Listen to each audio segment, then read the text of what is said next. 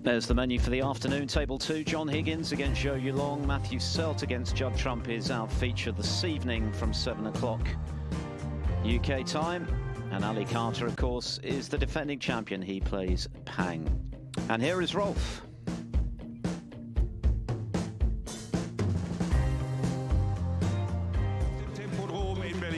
Heute Nachmittag beginnt die dritte Runde und am TV-Tisch kommt es zu einer Wiederauflage des Achtelfinals der Players Championship aus dem letzten Jahr. Bitte begrüßen Sie Joe O'Connor und Mark Allen. Mark Allen has already seen off Alistair Kewist and Louis Heathcote. You may have been with us last night. Allen coming through by 5 frames to 2. Now he's got to get past Joe O'Connor of Leicester, who is a very talented player, very dangerous player. He's already seen off Stephen Maguire in this tournament. So Allen will be taking nothing for granted. Of course, it's still the best of 9 frames, the first of 5 to go through. This is the start of the round of 32 this afternoon.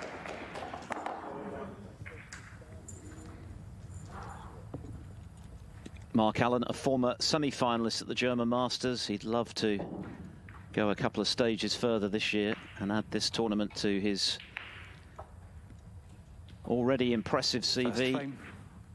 A UK and a Masters champion, of course, Allen.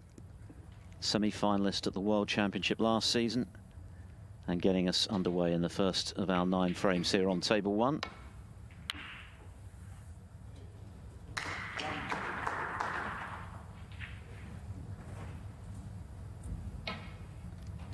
Alan McManus alongside me. Good afternoon, Alan. Joe O'Connor, certainly a very dangerous player, and this is going to be fascinating. Yeah, good afternoon to you, Phil. Always look forward to watching Joe O'Connor, as you say, from the same part of the world as last night's opponent for Mark. And he, well, comfortably beat Louis Heathcote in the end, 5-2. But a completely different proposition today, Joe O'Connor. It's not unlike Mark Allen, actually, the way that he plays. Very steady. Tends to play the correct shot all the time. So, yeah, it's going to be a tough match for both players, one would expect. O'Connor was so impressive last season in getting to the final of the Scottish Open. He beat Ding Junhui, Mark Williams, Ricky Walden, and that terrific win over Neil Robertson in the semi-finals. What a match that was. There was nothing wrong with Neil Robertson's form at that time. In fact, he made 3 centuries. But he only won the 3 frames. I recall that O'Connor made a fantastic clearance to move 4-3 up, stealing a frame from a long way behind on the black. The only disappointment for him was that in the final he didn't really replicate the form that had got him to the title match, and Gary Wilson beat him comfortably. But he is very dangerous, excellent temperament, not easily rattled. So Allen's going to have his work cut out this afternoon, I think. Yeah, it got a bit bogged down, didn't it, at the back end of last night's match. Allen started in rock-solid fashion. He made a couple of half-centuries in the first frame, which was as good as it got for him in the scoring stakes against Louis Heathcote, but he was always in control of the match. Missed a couple of chances to kill it off somewhat earlier than he ended up doing, but in these early rounds, Alan, it's about getting the win, because then you can find your form. Yeah, anyone going home today from Berlin won't be playing well on the plane home, that's for sure. Yeah, it's important, get the wins. He never really looked in any danger of falling short of getting the win last night, but you made the point before we came on air. We were having a quick chat, and you made the point that he was around 30 seconds a shot in the match last night. So looking today, I think not just us, Mark himself, for a bit of rhythm to his game. Yeah, there's been much chat about the fact that Allen has certainly changed his approach to the game in the last couple of seasons, and has clearly had a lot of success in doing so. You can't argue with what he's won. 3 titles last season, including that first UK Championship, which he won from 6-1 down in the final against Ding. Retained his Northern Ireland Open title, having been 4-1 behind in that final against Zhou Yulong. And of course, got to only his 2nd ever Crucible semi-final, where he lost an absolute epic to Selby post-midnight. And that too was a match where both players were operating at over 30 seconds a shot. So it is a more conservative approach these days from Allen. He takes a bit more time on his shots. He's happy to minimise risk in a way that perhaps he didn't in the past, as O'Connor picks out a plant.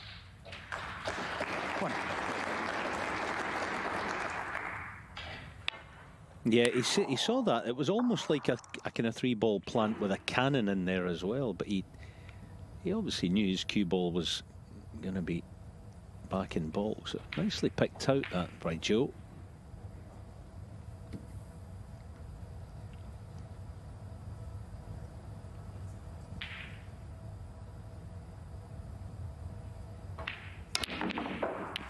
Oh, maybe thinking more about piling into the reds there. He didn't hold back, but the yellow eludes him, and O'Connor. He's had another good run of the ball there, by the looks of it. It's been a fairly modest season, actually, for O'Connor thus far. This round of 32 is as good as it's got for him. He made this round at the UK Championship. He beat Stephen Maguire, as he did in this event, to qualify. Lost 6-3 to John Higgins, who, of course, is on table 2 this afternoon against Zhou Yulong. He won't be appearing in the World Open in Yushan either next month, or rather in March, I should say. We're not quite in February yet, are we? Nearly. Lost 5-4 to Aaron Hill, but he will be in the Welsh Open in a couple of weeks' time, having beaten Siu Sir in a decider. So just looking to recapture that form that got him to the title match in Edinburgh last season.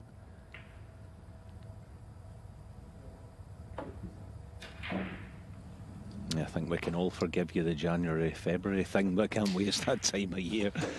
No one really quite knows what. Yeah.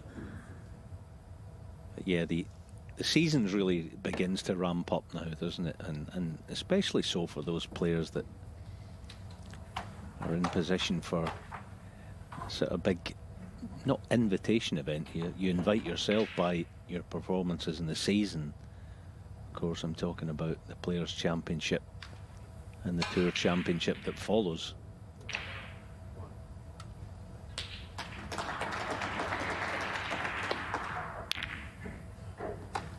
Yes, Allen is looking good as regards those events at the moment, which is interesting because before he arrived at the shootout, he was actually outside the top 32 on the one-year list. He hadn't done a lot in the ranking events, even though, of course, he's won the Champion of Champions.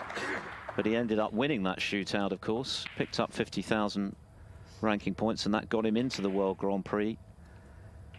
And that's now placed him coming into this event at 13th on the one-year list. And, of course, this year the Tour Championship is for the top 12. The players, as usual, before that for the top 16. So Allen well in contention for both.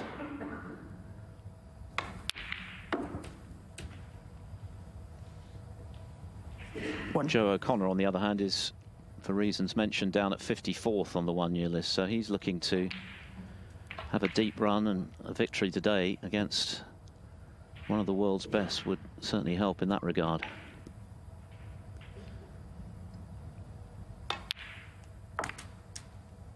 They've played 4 times before.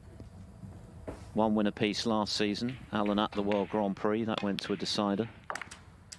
O'Connor at the Players' Championship. He won on that occasion by 6 frames to 3 on his way to the semi-finals. He also beat the world champion Luca Brissell, so he's got plenty of big names on his CV.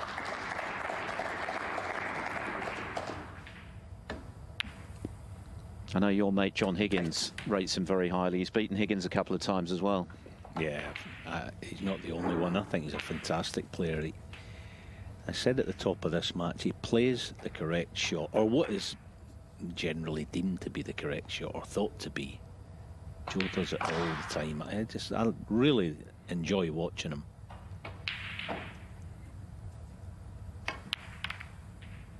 See that he's so neat and tidy. Even there, deliberately, yeah, soft cannon on the pack, yes, to get on the red, but don't disturb the pink spot. You know, keep the pink on the black spot for the time being. So many little things in the game that maybe the casual viewer doesn't really notice, but Joe's got them all in his armoury. Brilliant little player.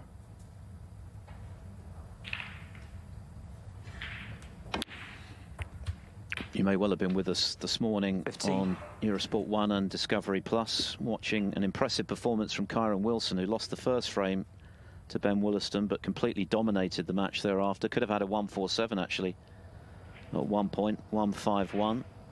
We had an absolute marathon match, which only finished a few minutes before we came on air for this afternoon session, with David Lilley pipping Ricky Walden 5-4, helped by a half century in that final frame.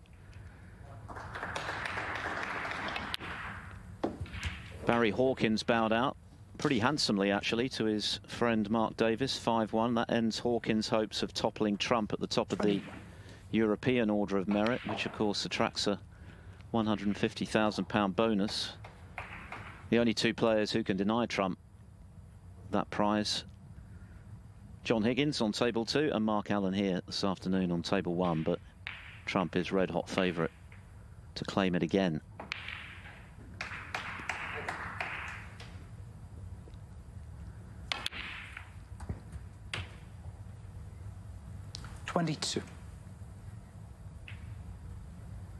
Other winners in this morning's session: Fan Zhengyi over Ben Mertens, Ishprit Singh Chadha over Liu Hongyu, and Tom Ford, who's been very consistent of late. He beat Zhao Guodong convincingly 5-1. Ford, of course, was runner-up in this event to Ali Carter last year, and also at the International Championship this season to Zhang Anda.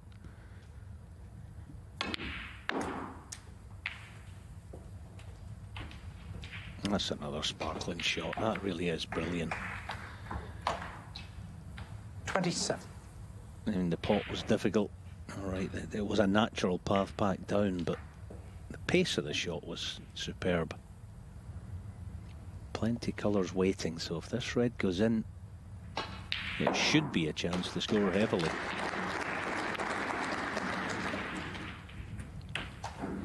$28.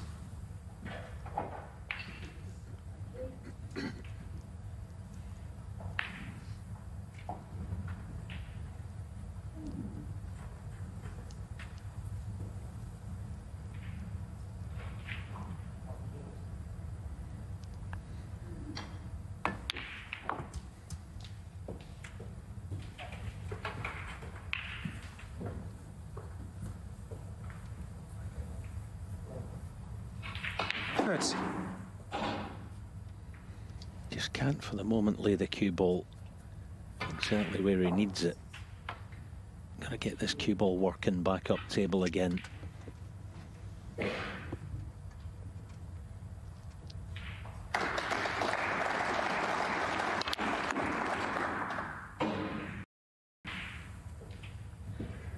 $31.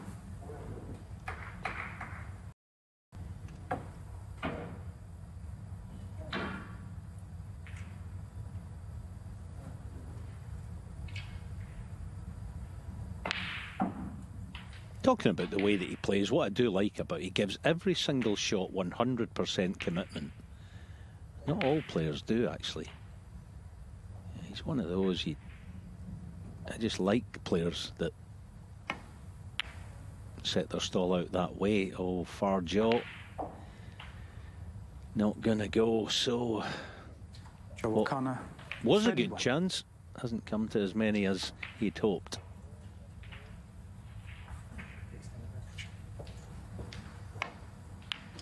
It always looked on the high side, didn't it?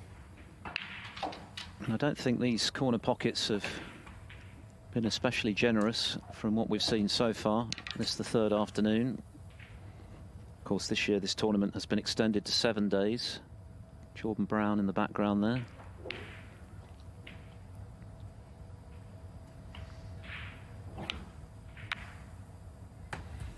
He's up against the Belgian beast this afternoon, Julian Leclerc.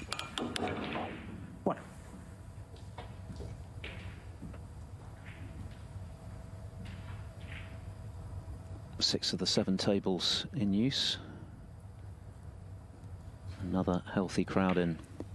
Just a reminder tonight, it's Judd Trump against Matthew Selt on table 1. Trump going for a hat-trick of German Masters titles this year, as is Ali Carter.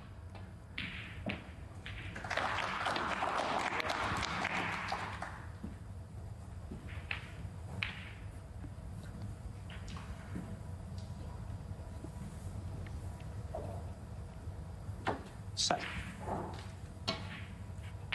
Yeah, that was a poor one from Mark. It's never easy when the object ball's hanging over the lip of the corner pocket, but it's end of break, barring a plant. Really missed it. 5 reds by quite a margin.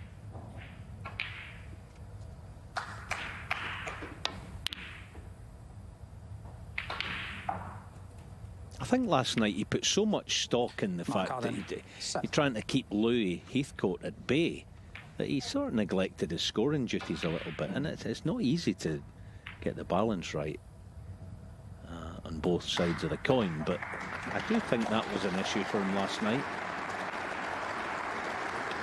Not deliberately, of course, neglecting them, just the way that he was playing, he wasn't getting into rhythm. It was curious in that regard, the match, because he only made those 2 half-centuries in the very first frame.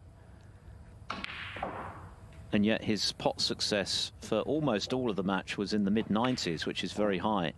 So he was making very few potting mistakes. He was running out of position occasionally. Right at the end of the match, he did miss a couple when he was closing in on victory, which clearly irritated him. You could see that in his body language. But as you say, he never looked in any danger of losing the match. He got it done comfortably enough in the end.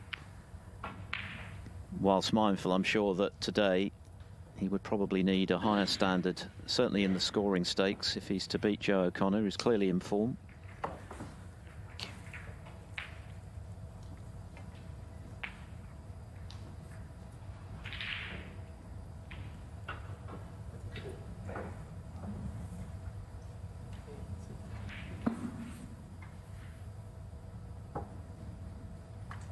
Clearly see the red now, a thin edge of it. You might find the cue ball back almost where it is now. No, it's a terrific shot. That really is. You'd stand there all day and not play it that well, almost exactly.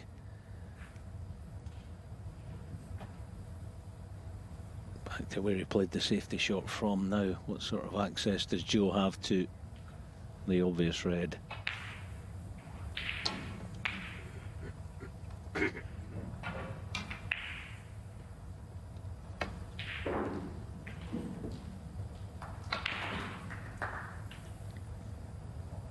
Foul. Miss. Mark Allen 4.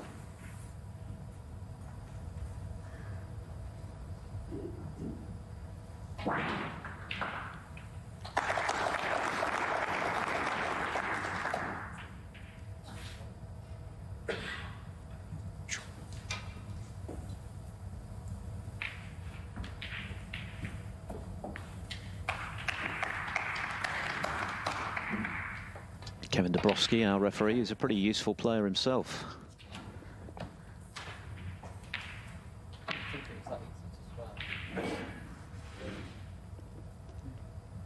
Yeah.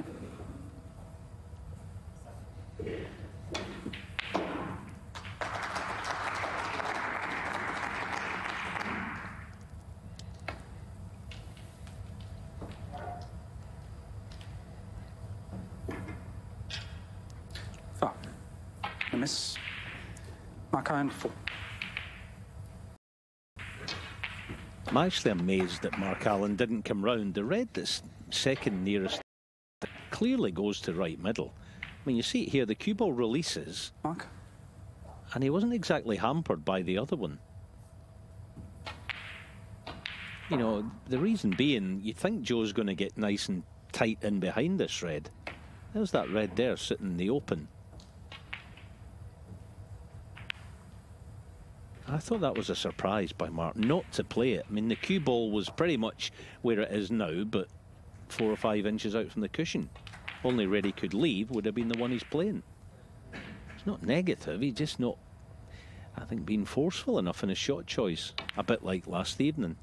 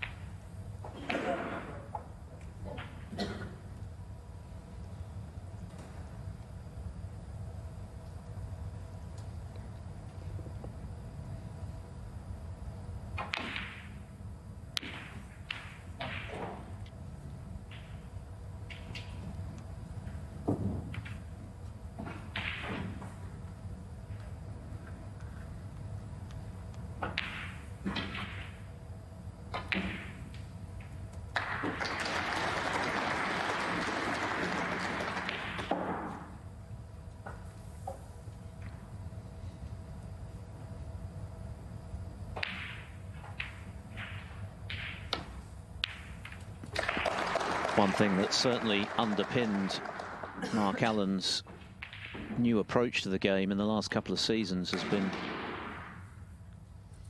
a seemingly endless supply of patience. He doesn't mind waiting for what he regards as the ideal opportunity, when perhaps in previous seasons, when he was a little quicker, more attacking, but more mercurial as well, he would have taken a few more risks.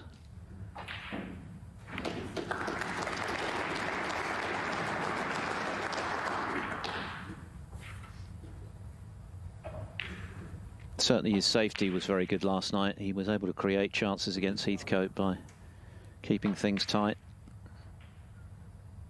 And when he did get the chance, as mentioned, he missed very little.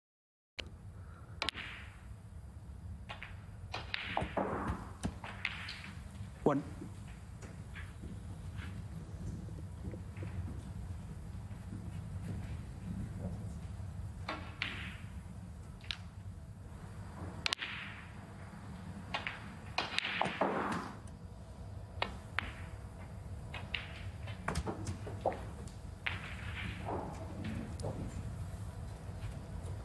Six.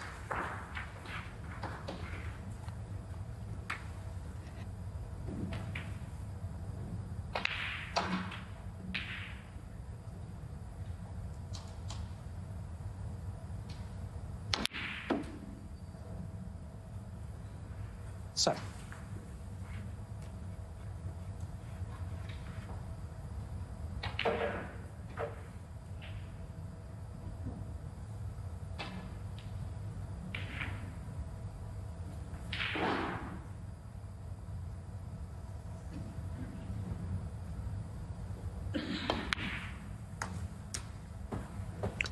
The other matches this afternoon, of course, on table 2, it's John Higgins against Zhou Yulong. We also have, as mentioned, Julian Leclerc against Jordan Brown. Rob Milkins, who won that European bonus last season by claiming the Welsh Open at the expense of Sean Murphy. He's playing Ryan Day. Andrew Paget is playing Yuan Sejun. And Sijai Wee is up against the Welsh amateur Alfie Davis. And you can watch tables 1 to 4 on Discovery Plus. Mark Allen, meanwhile, plotting away back into this opening frame after the initial 31 break from Joe O'Connor.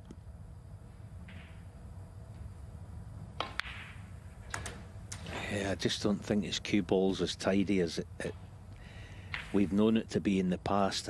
That 18 was, for him, a fairly basic cannon. He's just playing so carefully, I think. Very watchful and just lacking a wee bit of rhythm. I mean, if anything there, you want to cannon that loose red full ball, but when these players play that type of shot, they always edge on one side of the miss. And the miss would have been, you know, the other side of that red. I know that might seem quite harsh, but it wasn't difficult. So what looked a good chance a few shots ago, it's back to the grind again.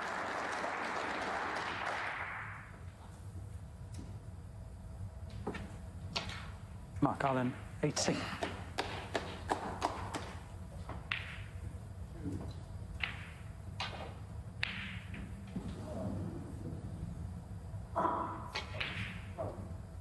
Yeah, good chance of this plant. You'd expect him to get quite close.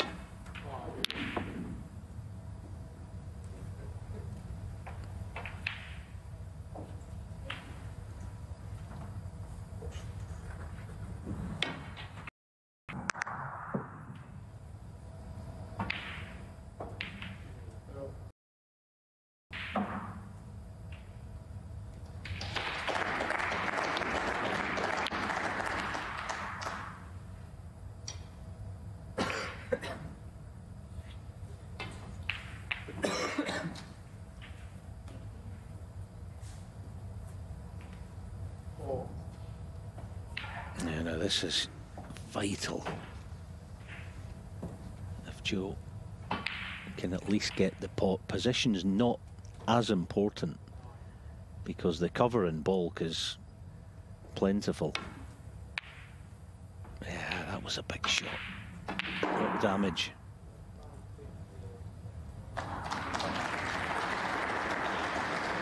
Yeah, looks like it could be very costly. See, if he gets the pot there, he's either got an easy colour or a cast iron snooker. First blood to Rob Milkins in his match against Ryan Day, helped by a break of 75. Sijai Wee has taken the first against Alfie Davis, as has Yuan Sijun against Andrew Paget.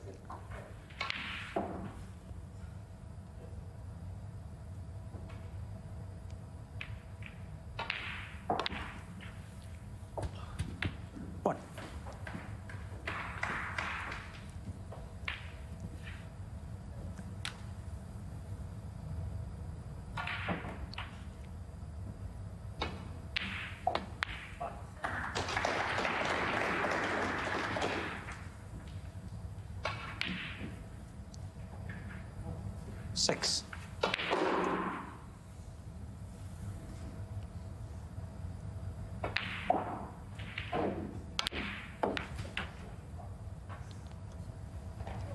Seven.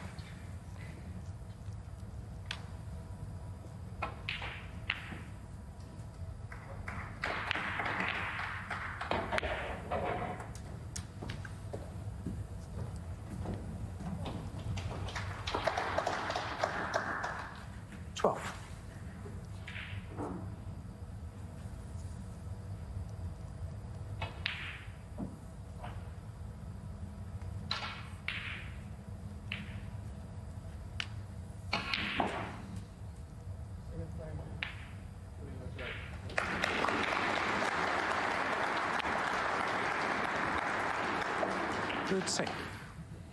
No good once again, barring a straight black with a deep screw on it. It's going to be end of break. It's almost as though Allen has picked up where he left off last night. Slightly unconvincing in his approach, a little tentative. Yes, he got over the line against Louis Heathcote 5-2, but it was a bit of a struggle right at the end of the match, and it's been a bit of a struggle in this first frame. He's had a couple of chances now to kill it off without being able to do so. Yeah, just a little update on the Higgins-Yulong match. It's a respot. Black is just about to get underway. Joe Yulong needed one snooker to tie, 31 behind on the yellow. He got it. John played the escape, didn't get it, and Joe Yulong cleared the colours, so there's a respot just about to start in that one. And the winner of that will play the winner of this in round 4, the last 16. Mark Allen, 30. So Mark Allen will be disappointed that he couldn't finish the frame off there. A reprieve for Joe O'Connor. 14 the deficit, 35 left.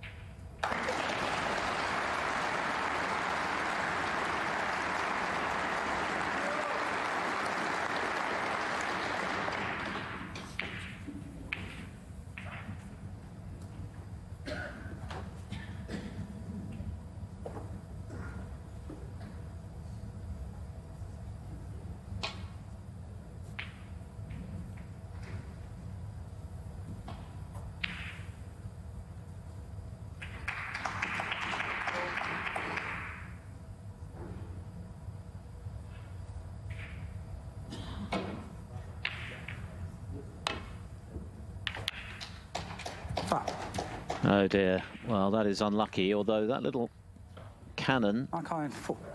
may well have come to Joe O'Connor's rescue. It was looking for a moment as though he could be leaving that red, having gone in off, which was a bit unfortunate, off the green. But that cannon on the brown has just sent the red into a safe-ish spot. So there's still potentially some life in this frame. 18 now the lead for Allen. Both players have had chances. O'Connor missed the pink much earlier in the frame and then missed a red into the left centre when he had a chance. And Allen ran out of position just now and he looks set to clinch the frame, so it's one of those frames where whoever does lose it will have cause to feel a little frustrated. The chances have been there. Yeah, and Higgins won that respot.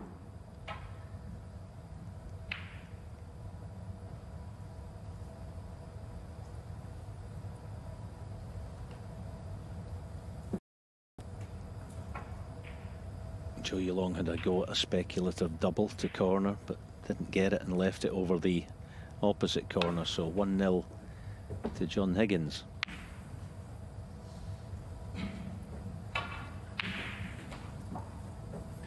And another chance for Mark Allen. Can he make it pay this time? Doesn't have a lot to do. He is going to need the yellow.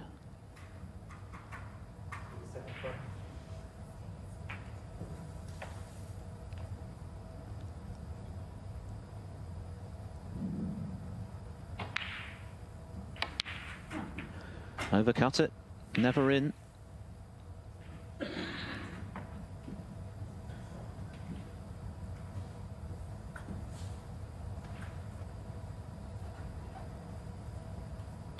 A truly unique arena. The crowds have always been fantastic at this tournament, which of course dates back to 2011.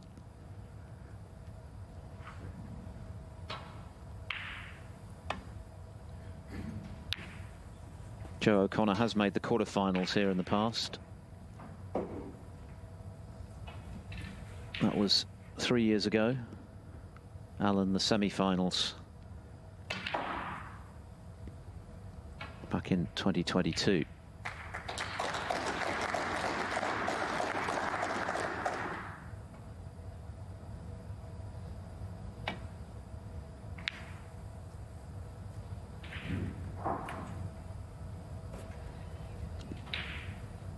Doesn't look as though he's quite got the snooker.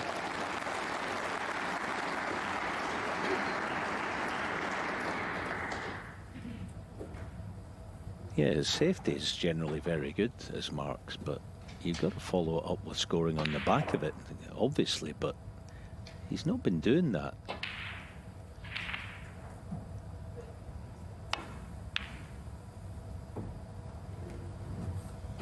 Now Joe looks to have easy cover here.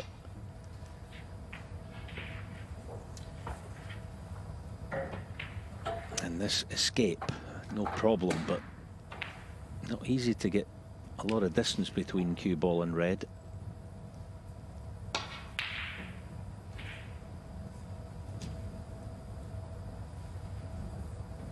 This is quite a nasty one. Got to play it with some kind of pace.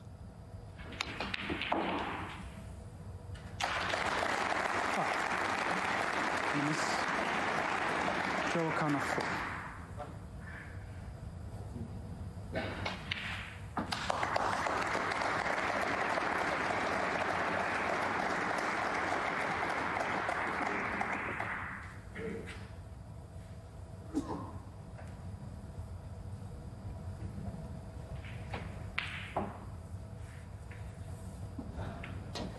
Terry, can we take a look?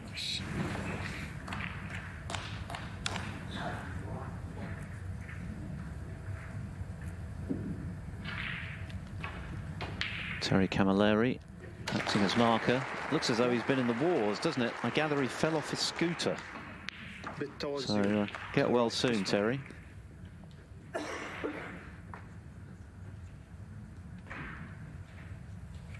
Towards the ring, towards the ring. Ball.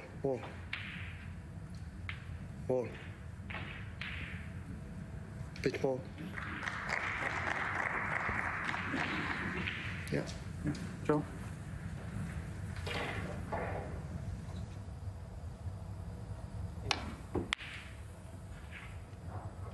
Now, where's this ending up?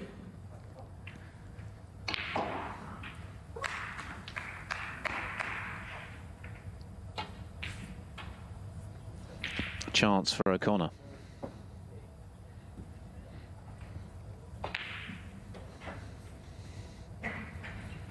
Not a frame that's going to live long in the memory in terms of its quality, but whoever wins it will be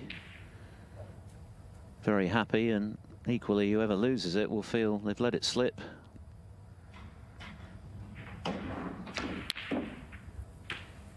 Nice pot with the rest. 1. Yeah, so a chance to pinch it if he can get access to the yellow. No problem getting close to it, but does it go? Is it on to its own pocket?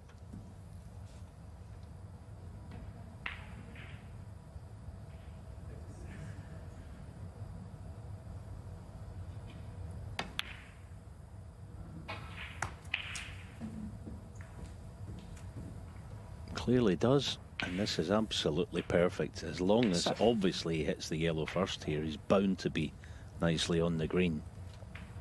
That was very well controlled, wasn't it? There was definitely possibilities for that going wrong, but he's played it absolutely spot on. And this will hurt Mark Allen. It's a frame he'll feel he should certainly have won. Both players, yes, have had chances, but it'll be a good one for the underdog to clinch. These tight frames always feel that little bit more significant than the ones won in one visit. The ones that are capable of causing a few mental errors.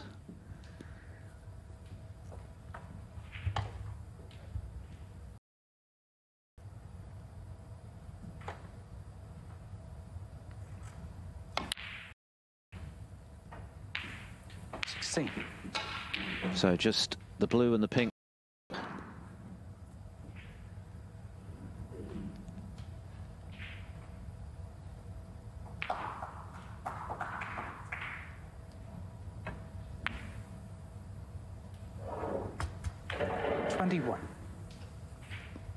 Mark Allen had a couple of decent chances to kill the frame off. He didn't take them.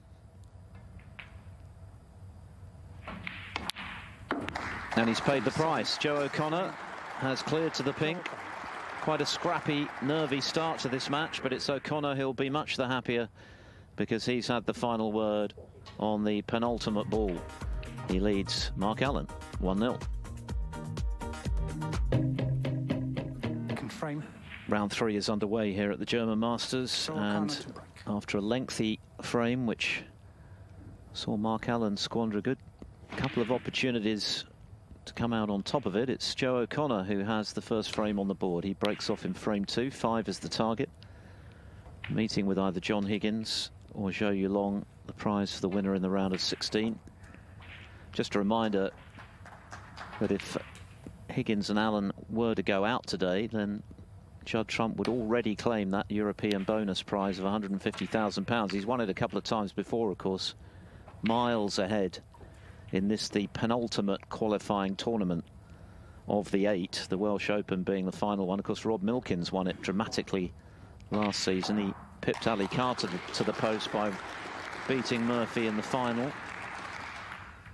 But barring something extraordinary, it's going to be Trump's bonus again, and that will be confirmed if Higgins and Allen bow out today. Long way to go, of course, but Mark Allen will certainly be annoyed with himself that he didn't take that opening frame. As mentioned, though, these days he has the patience of Job, and a lot of his best wins have come from losing positions, not least in that UK final, and indeed the Northern Ireland Open final last season. He was 4-1 down to Mark Selby, and although he made that wonderful maximum break, he seemed to be heading out of that match before turning it around to win in the decider. So a lot of snooker come this afternoon. This evening, Judd Trump and Matthew Selt will be taking centre stage on table one. Healthy crowd in again this afternoon here in Berlin, as always.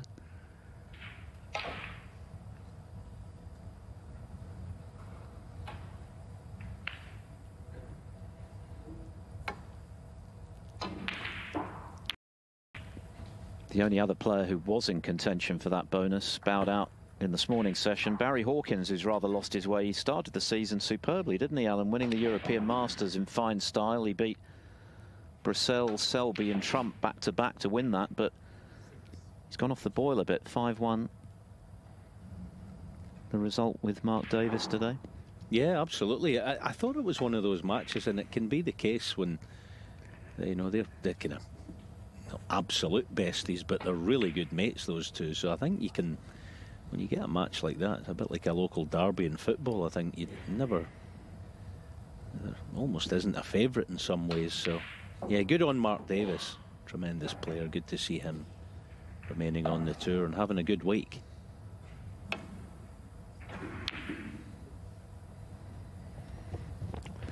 Yes, it was pretty dramatic, wasn't it, at World Championship qualifying last spring, when Davis thought he'd lost his place on the tour, when he lost right at the death to Joe Perry. But of course, following the suspensions, he was granted a reprieve, and he's making the most of it. Good on him.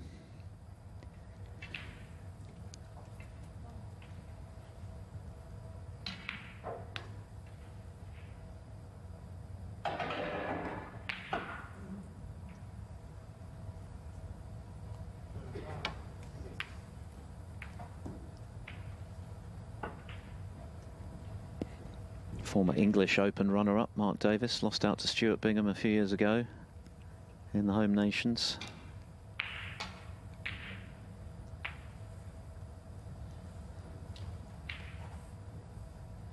Yeah, Mark there almost, he knew he was going to be tempting Joe with this thin cut to middle, but he was obviously hoping to get the cue ball tight to the ball cushion. It's just a question of what does he think the cue ball's going to hit? Get the pot, and whatever will be, will be. It's one of those.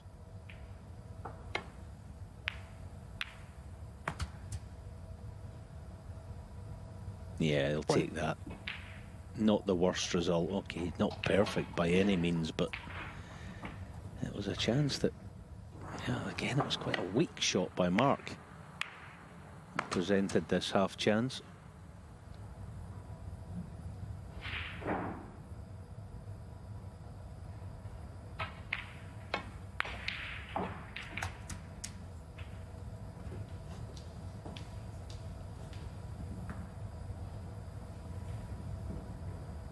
Six.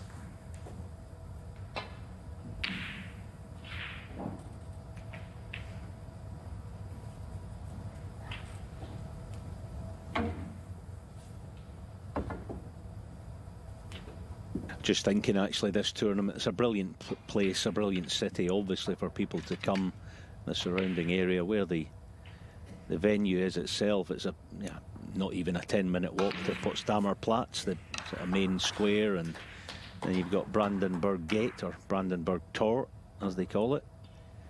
Just about a 15-minute walk from the venue. Lots to see, lots to do. It's one of those bucket lists, I think, for, well, a lot of snooker fans.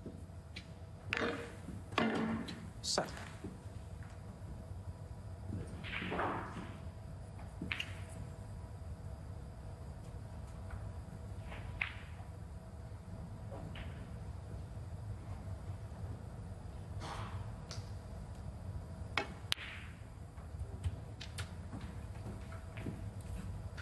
So Joe O'Connor, having pinched that opening frame on the pink when it looked likely that Mark Allen would be moving 1-0 in front, has the chance to build on that now.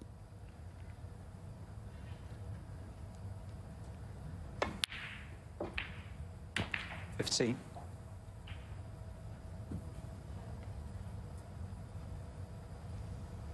Not quite the start that he had in mind.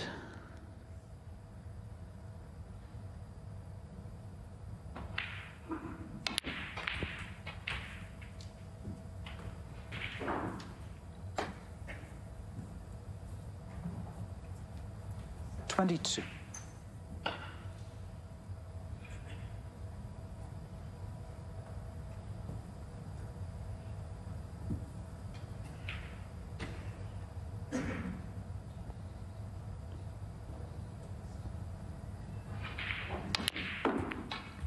$23.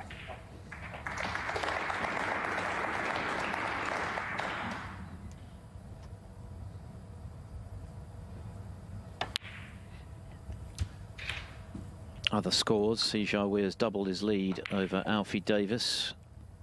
2 frames to 0. See who was 4-0 behind in his qualifier against Liu Hao Shan and won 5 on the bounce. 31. So he certainly made the most of that escape act so far here in Berlin.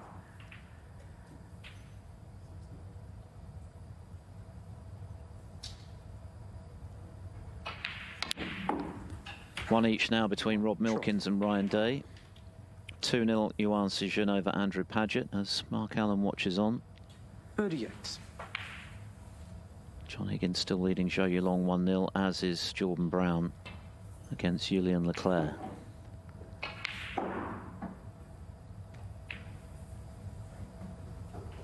Yeah, I mean, while Joe there just had a dull contact and cue ball died on him, so right to far corner, not what he was, not what he had in mind.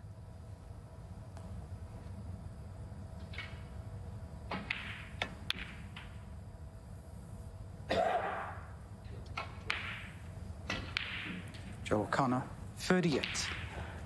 Not dissimilar to the opening frame when O'Connor got him first, made 31, Mr. Pink. This time it's a red. Albeit a very difficult one, which in truth he didn't get close to in the end.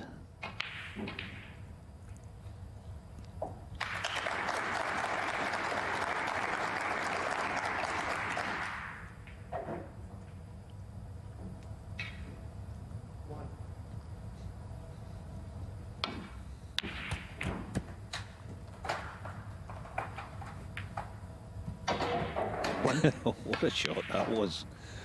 And the pot was one thing. Yeah, right, it was a bit of a speculative cannon, but it could not have finished better.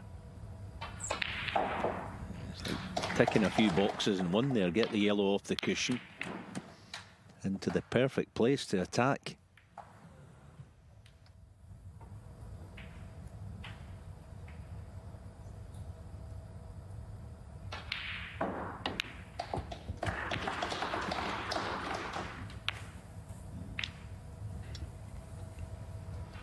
Once again, though, it's not gone according to plan.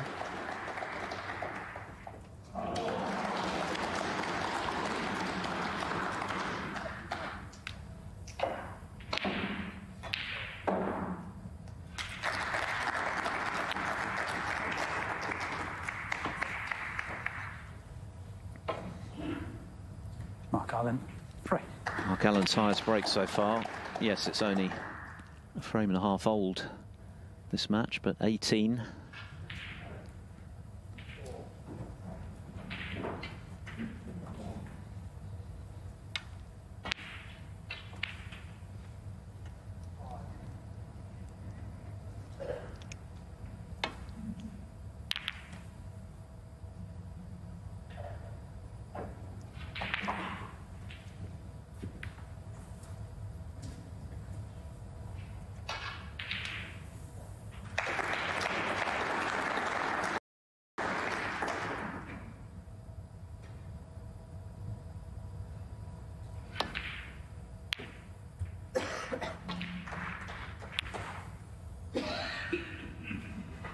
One.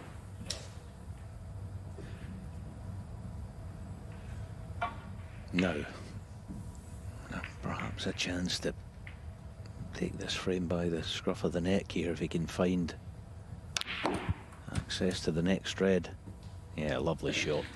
That'll actually make him feel better. That one shot alone, punchy one, round a few cushions into pretty much the perfect position. Pick up the pace now, I would say.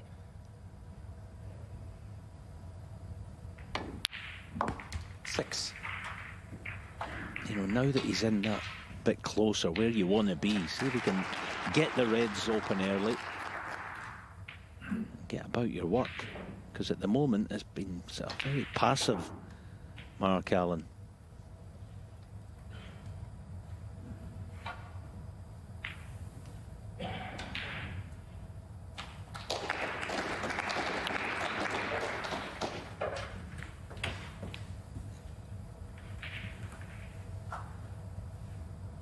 Third say.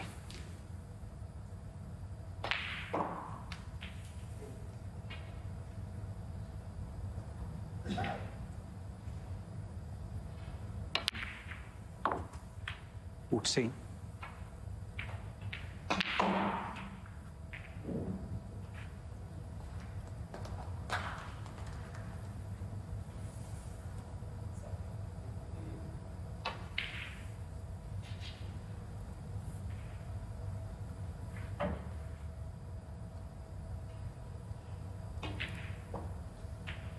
Just 2 centuries away from 600 for his career, Mark Allen.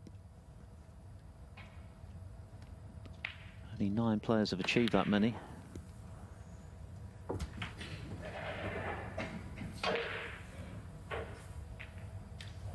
$20.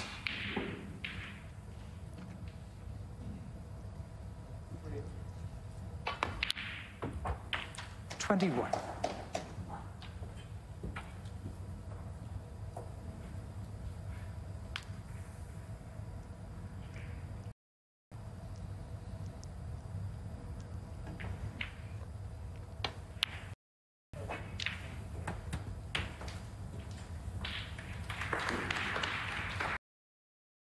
Joe O'Connor once again was in first, but got a kick which scuppered prime position, tried to retrieve it with a long-range red into the yellow pocket, which he left for Mark Allen. It was an excellent initial pot.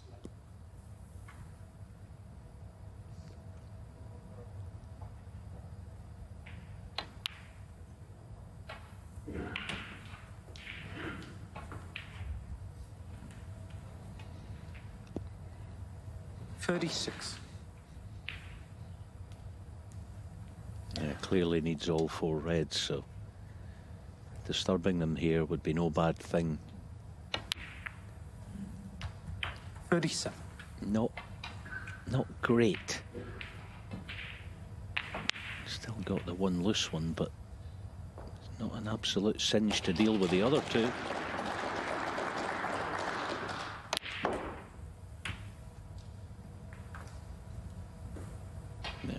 Better shot than it looked. 44.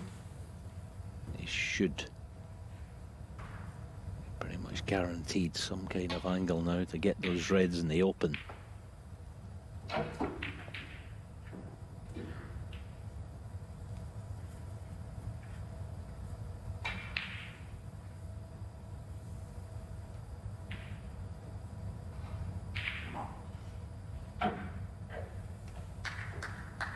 It's one of those players don't like to go in from a high black. They'd rather go in from low of straight. So he's played on black and pink there. That's good thinking. 2 options. Pink looks absolutely perfect. So 1 good cannon. It should be frame over.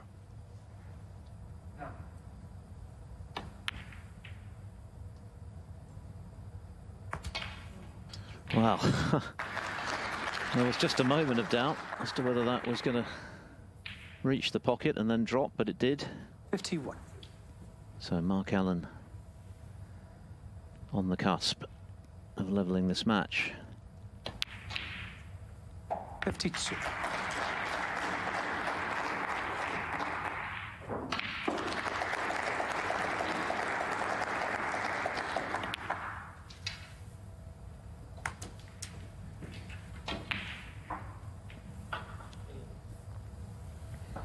$58.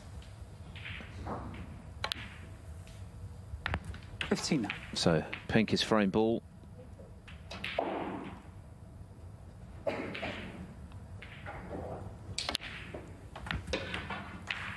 And he's taken these well, Mark Allen, and he needed a response. He would have been irked to lose the first frame 65. after the chances he had to clinch it.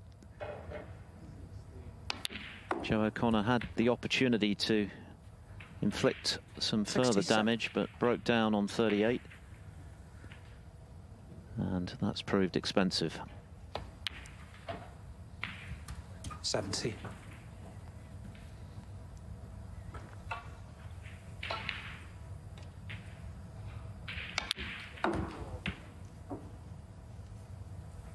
$74.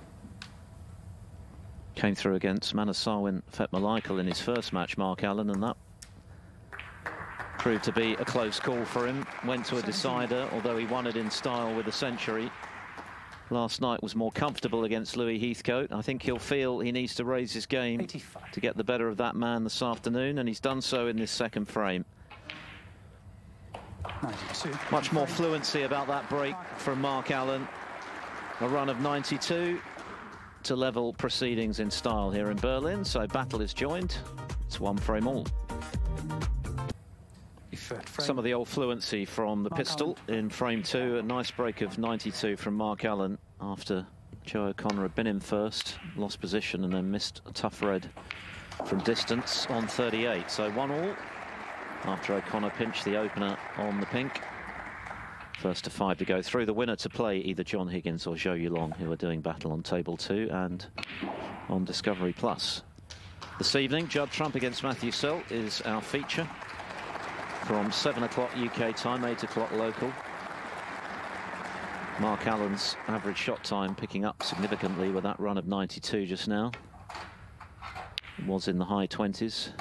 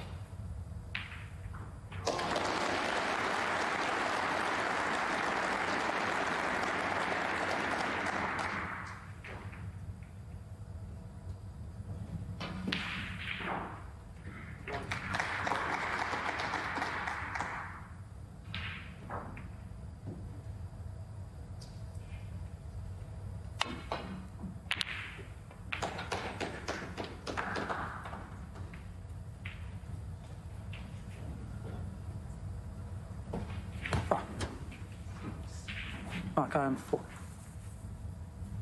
Yeah, it was a pity about that safety shot. It was quite well played.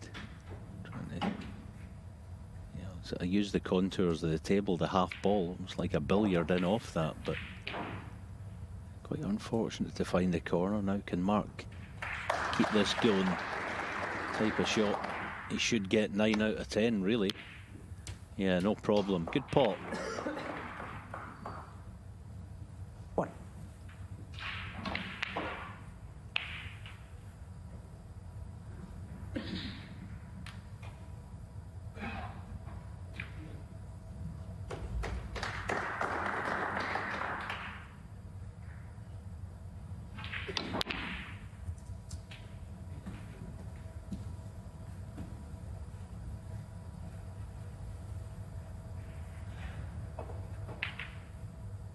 Set.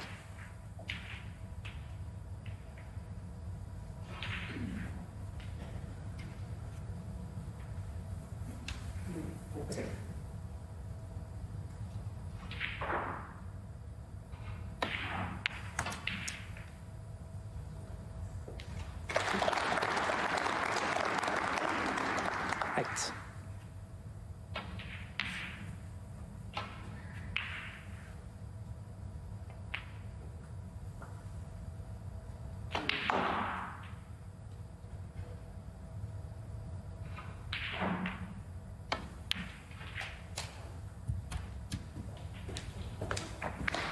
That's a good sign. It'd have been easy there to play the half ball green, maybe plough into the pack of reds. A good sign that he played a shot that was quite a nasty one.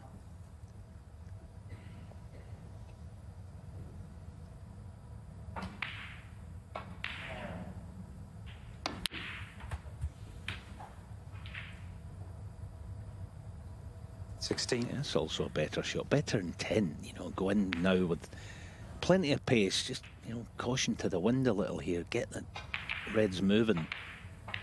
Lots of pace. Big target. Yeah, that does surprise me. That really surprises me. He might still be on one, and he's actually all right, but I think as the cue ball was travelling in, most people would have thought, ooh, this is 50-50 at best. Still pretty awkward cueing.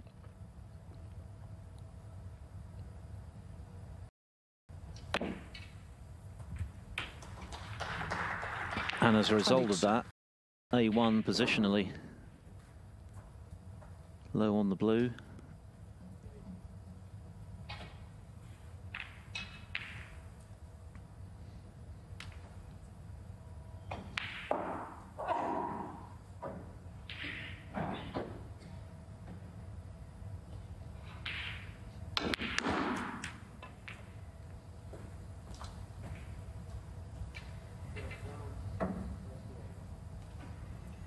Oh, and he snookered. The worst possible result. The horrible realization of where the blue was going. A rueful smile from Mark Allen.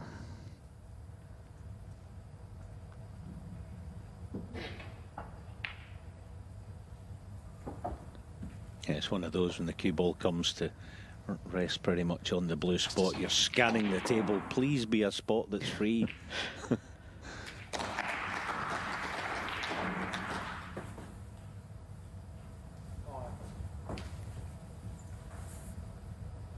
As you say, though, his problems kind of started a couple of shots prior to that, didn't they?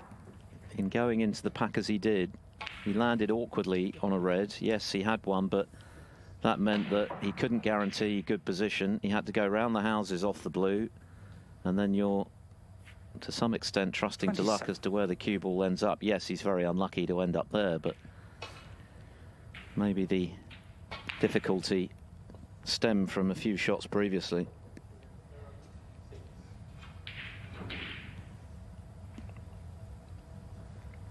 Yeah, I think you're right, Phil, and I do get it. You know that you go out with a game plan and a mindset and a way of playing, and I'm going to make sure of things and be a little careful and all that stuff. And I totally get it. I did it plenty of times myself, and I remember actually playing at the Crucible one time, coming out from a session. The late great Willie Thorne was coming out of the com box, and he told me, he said, "You've got to get into the pack a little more, get them open, you know, all that." And I knew he was correct. I just, you know, I was a little frightened or a little nervous or whatever it is, you know. But, well, this is a horrible position he's found. All right, very unlucky to find exactly there, but I just thought he should have gone into the pack like Phil a few shots earlier. Mark Allen, 27. And for a player who won 3 big events last season and was, by common consent, the player of the season, and has won 2 again this season, you wouldn't think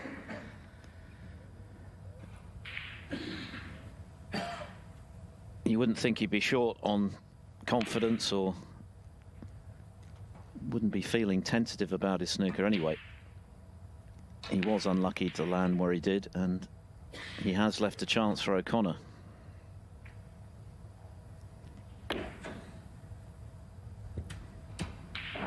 One.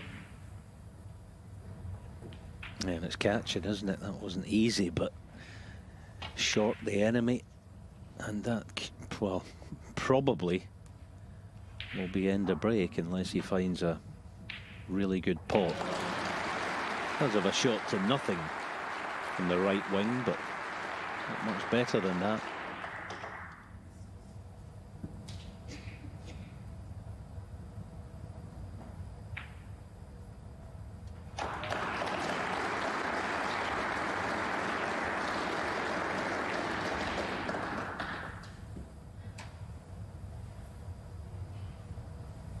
Six.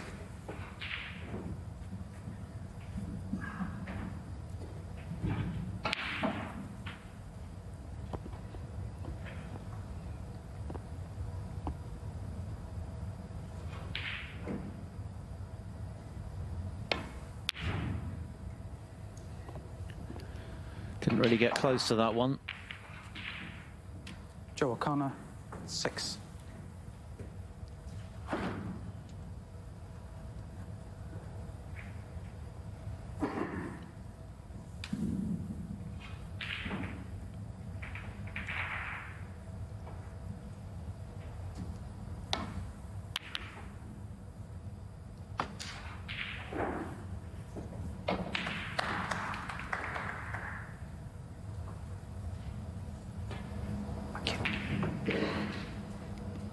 Tables 1 to 4, remember, are all available to watch on Discovery Plus across our digital network.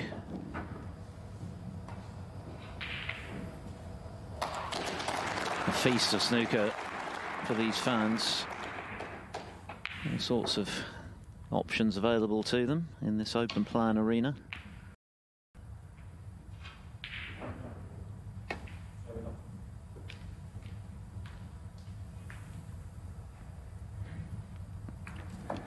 John Higgins 2-0 up now on Zhou Yulong on table 2. Winner of that plays the winner of this in the last 16. 3-0 Si Jiawei over Alfie Davis. 2-1 to Ryan Day now over Rob Milkins. Day made a break of 58 to level, and he's just taken the third as well. Julian Leclerc and Jordan Brown level at 1 each. Jordan in front in the third. And Yuan Sejun has made a good start against Andrew Paget. He's leading the Welshman 3-0. Helped by breaks of 113 and 81 in frames 2 and 3.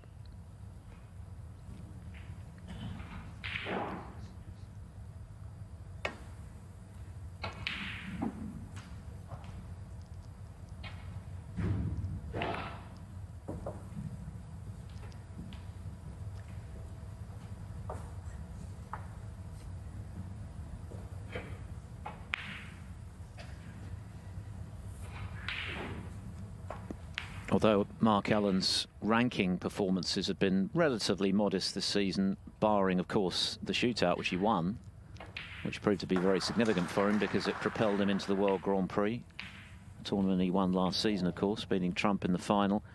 He did play quite brilliantly to win the big invitational, the Champion of Champions. He was unplayable that week. No one got near him.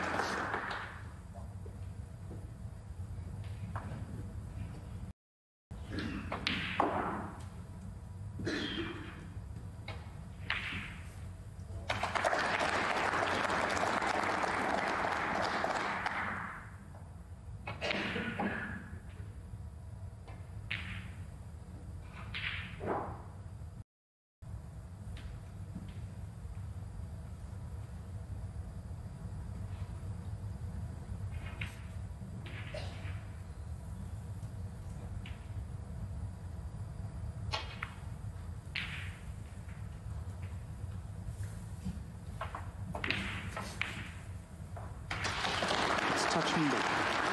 Kevin Dabrowski declares touching ball.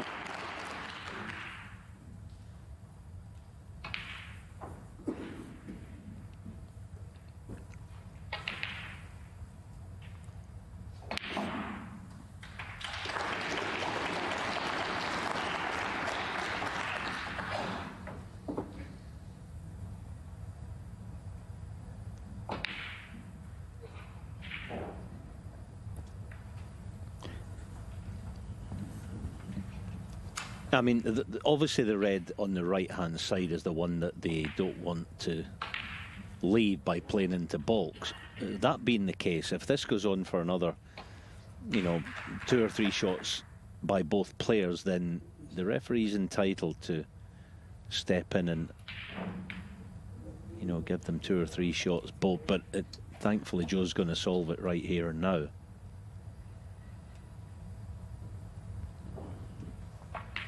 Not saying the players are doing anything wrong. They just want, you know, they want to keep each other out of the scoring zone. But it was going nowhere. And the onus would have been on Allen to progress things, wouldn't it? Because he's the guy 25 in front. Joe O'Connor would have been happy enough with a stalemate there. Anyway, that's now academic. Can Allen knock this red in?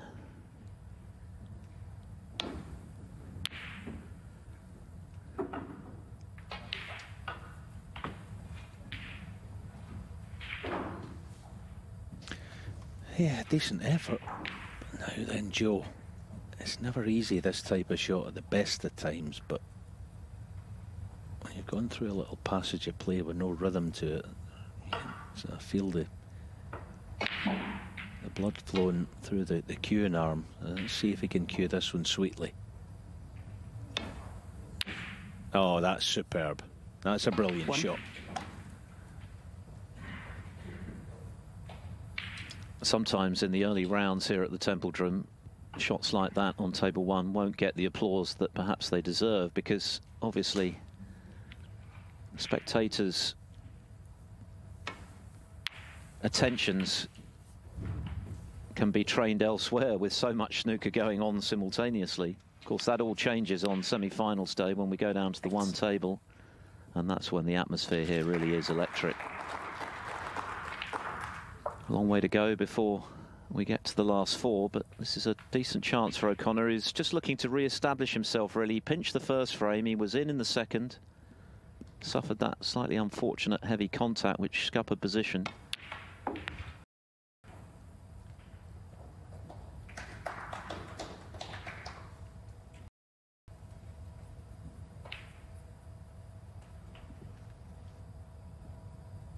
Again, though, he's just, you know, to leave a straight black is, he's given himself a big problem to deal with now.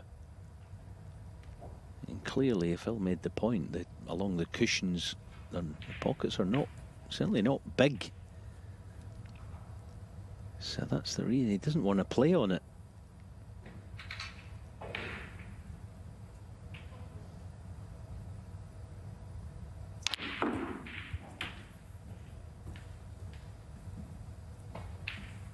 Yeah, that's a terrific shot.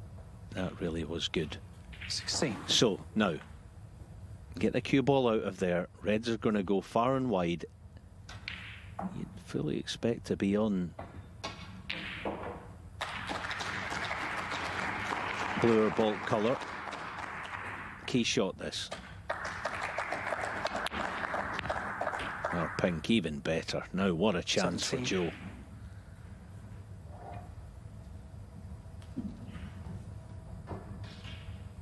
Yeah, the initial long red that he knocked in, I'm saying that's a brilliant shot. It wasn't the shot itself, it was what is going to maybe come on the back of the shot, which potentially is a frame-winning contribution.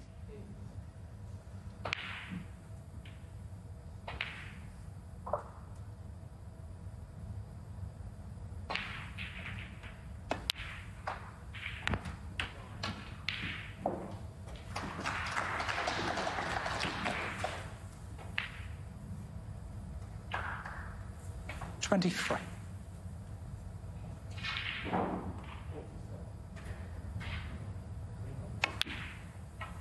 24.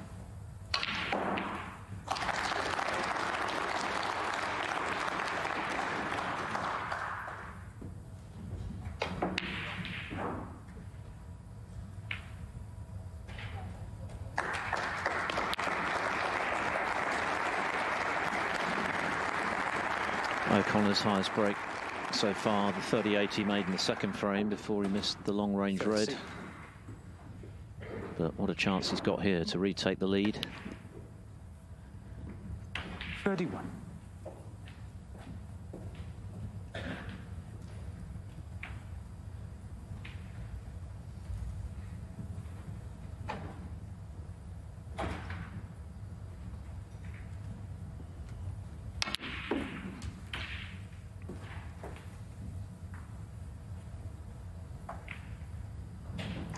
$38.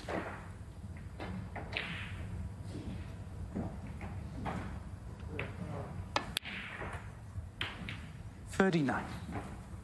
He just fractured the cue ball. Yeah, it should still be okay, but not an absolute sitter, this one. Yeah, well played. Good recovery.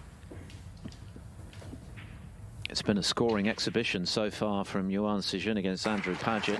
He's reached the interval 4-0 up with 2 centuries and a break of 81. So a terrific performance so far from the Chinese. 47.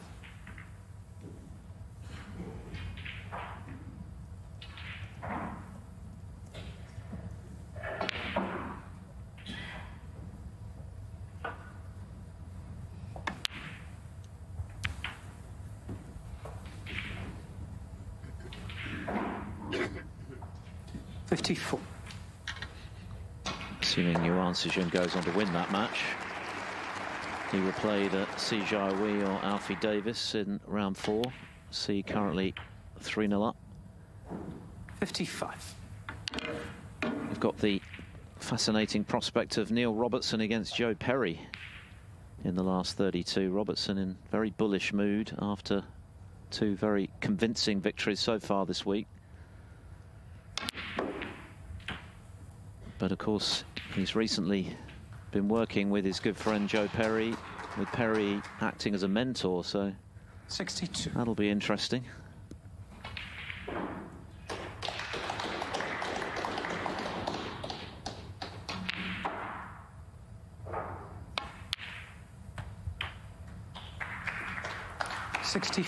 Yeah, he's taken these nicely then, Joe, after setting up the chance mid-break. This has been excellent. And I think, as we expected, just touching again on the match last night against Louis Heathcote, Mark Allen's opponent, today is a different proposition. He's not going to be given the amount of sort of freebie chances that came along last evening, not against Joe. Yeah, you get the odd mistake here and there. 69.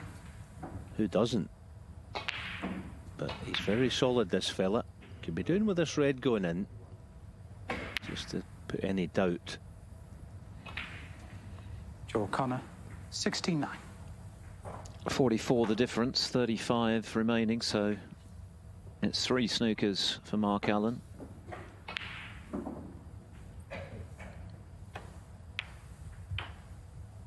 One.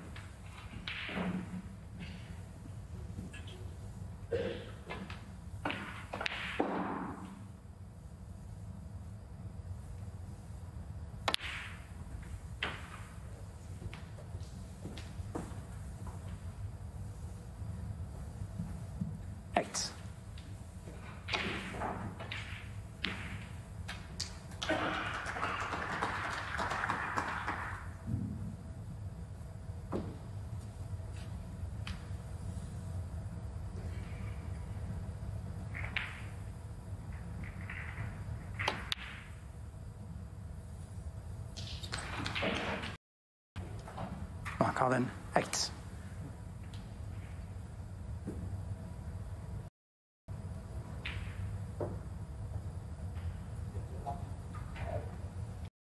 I suppose if you're in Mark Allen's shoes, you're thinking,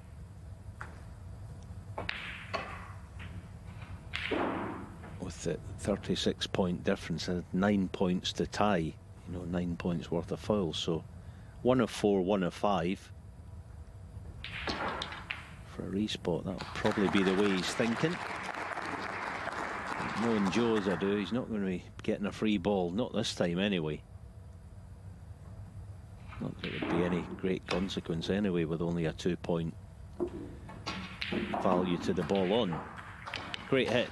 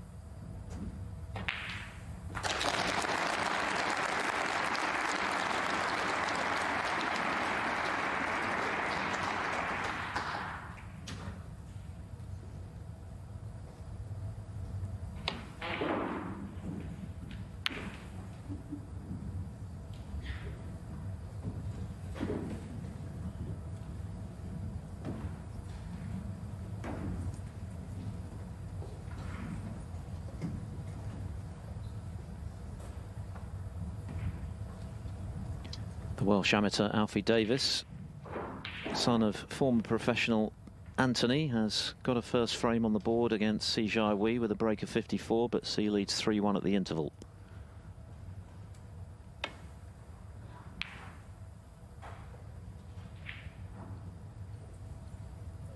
It's a long road back here for Mark Allen in this third frame. Once again, a few seasons ago, I think Allen would probably have conceded this one, but his approach is very different these days, willing to battle it out. I think he's taken more than one leaf out of Mark Selby's book. Two. He's seen the success that Selby's had down the years with a very strong all-round percentage game, and I think he's looked to replicate that. Certainly was some battle they had at the Crucible, which maybe took a bit out of Selby at the start of his Mark Allen. final with Luca Brissell, which ultimately, of course, he lost despite a trademark comeback in the final session.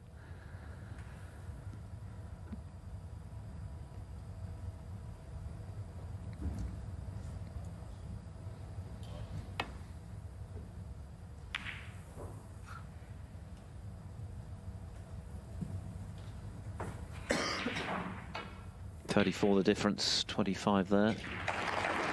Allen still needs 3 4-point snookers.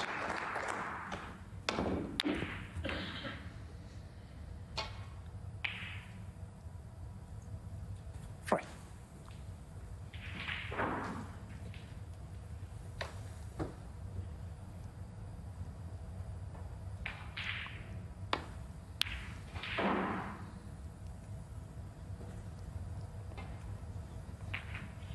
Mark Allen, free.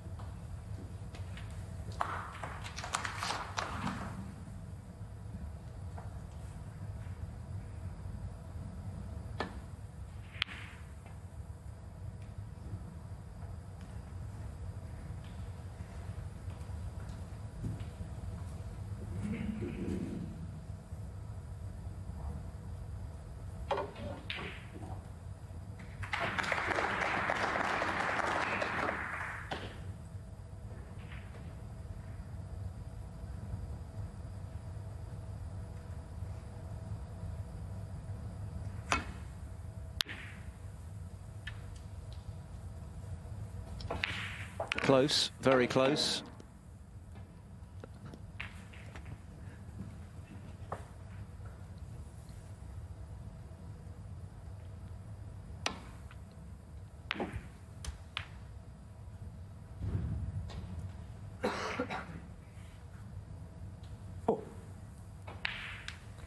So it's now 2 snookers on the blue, but Allen running out of balls.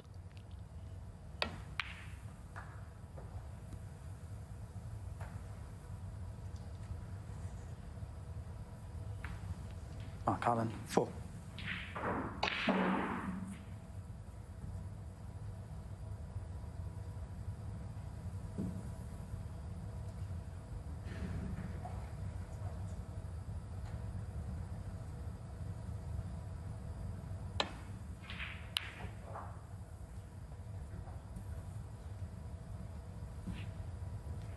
Yeah, that should, well, I was going to say if it goes in the cushion, should extinguish all hope of Mark Allen getting a couple of snookers. He'll keep trying.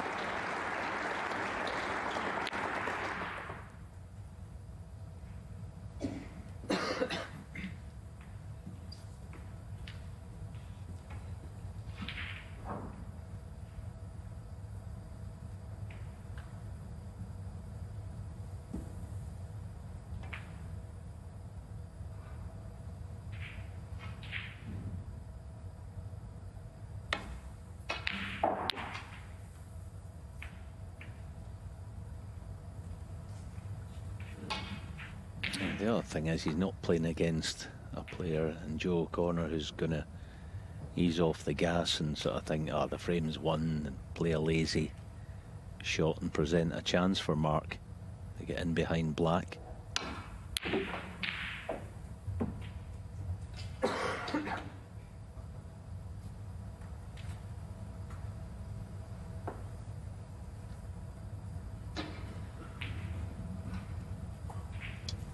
Yes, this is an extremely remote hope that Mark Allen has of turning this frame his way, but he's pressing on.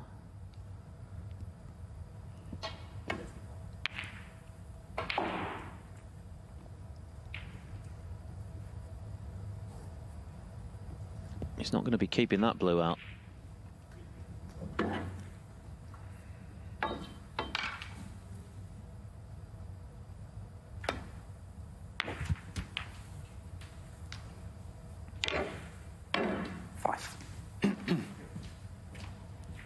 Still needs 2 snookers, but now only 1 ball to work with.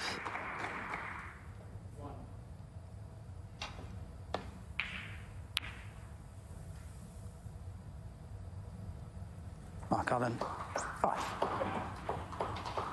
Yeah, did all he can, but it's a fairly straightforward hit. Up and back down table. Joe just checking his numbers to confirm that it is indeed 2 snookers.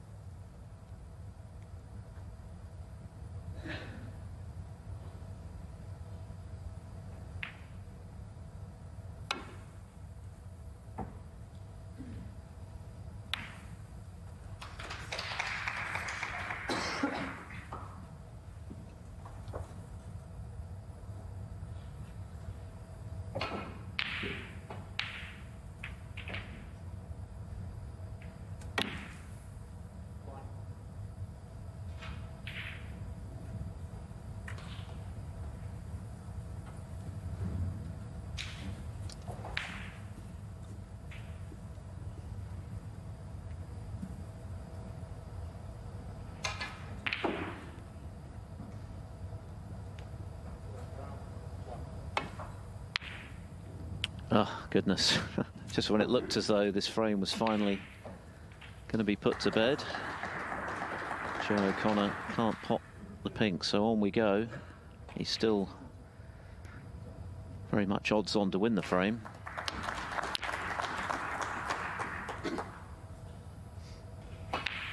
One snooker with just pink and black to work with is tough enough, very unusual, but 2 almost unprecedented.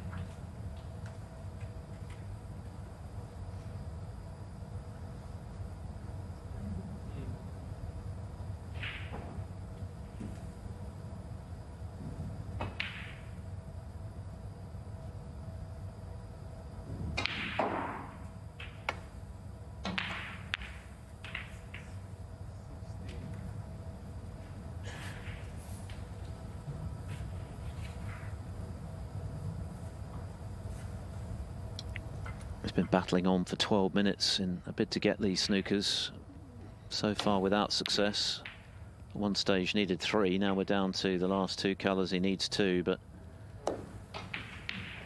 to say it's unlikely would be an understatement of considerable proportions. Can Joe O'Connor slot this pink in and get this frame over and done with?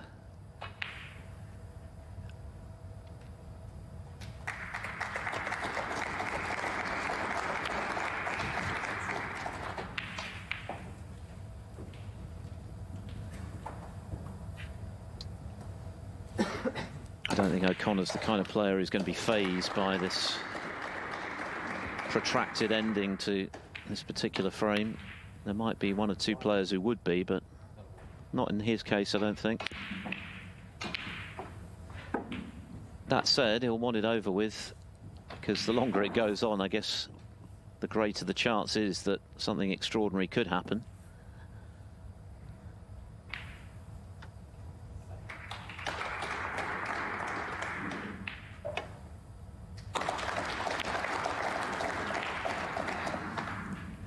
Now, can Mark Allen keep that pink out?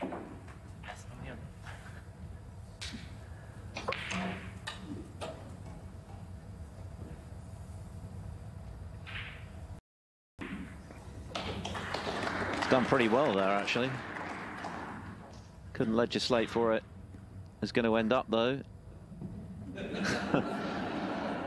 Frame conceded. Frame. Well, it was a frame that went on rather longer than perhaps it might have done, but inevitably it's gone to Joe O'Connor, who's back in front here in Berlin by 2 frames to 1. Day 3 here at the Templedrum.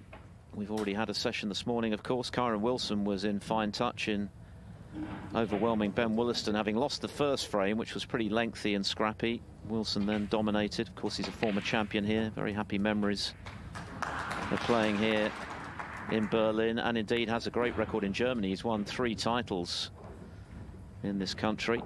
Safely through today. Mark Davis, good win for him over Barry Hawkins, whose hopes of winning that Bet Victor European bonus were ended with a 5-1 loss. A marathon match between David Lilley and Ricky Walden went the way of Lilley in a decider, as Joe O'Connor breaks off in frame 4. Tom Ford and Ishpreet Singh Chadha were also winners this morning, as was Fan Zhengyi over Ben Mertens. And among the highlights this evening in our commentary match from 7 o'clock UK, Judd Trump, 2 times German Masters champion against Matthew Selt, former Indian Open champion.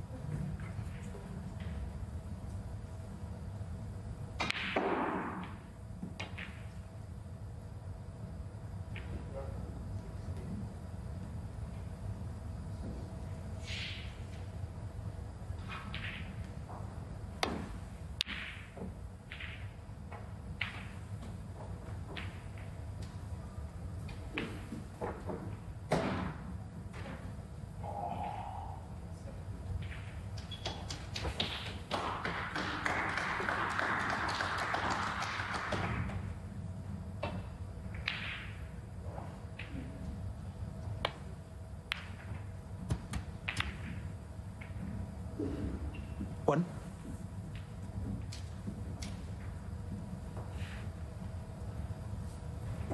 It's a bonus, although the yellow looks easy from the picture. It's one that needs a bit of care and attention. Weight drop in. Yeah, nicely done. Just on that John Higgins-Joe Long match that at the interval, I did see that the Joe Long came out for the start of the match and he'd forgotten to bring his chalk, so it's a good job they're pals then, because John gave him a block. That was a break of 127 from Joe to level at 2-all. He made 60 in the 3rd frame.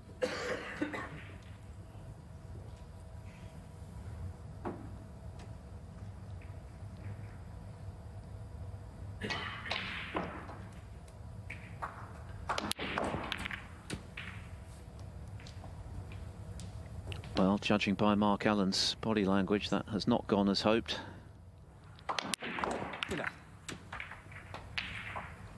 Yuan Sijun, who's been playing so well this afternoon against Andrew Paget, I recall he was docked to frame after being late back from the mid-session, wasn't he, in his qualifier against Ding, but won nonetheless, 5-2.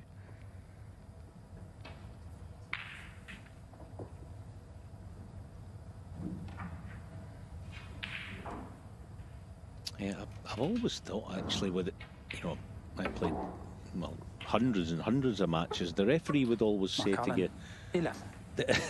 at the close of the fourth frame, they'd point at their watch and say, we'll be back in 15 minutes. But their watch might say 14 minutes past the hour. Mine might be 12 minutes past the hour. So you synchronise what? It's 15 minutes. End of story. I can't imagine you ever being late for anything, Alan, to be honest. No. No, I've had my moments.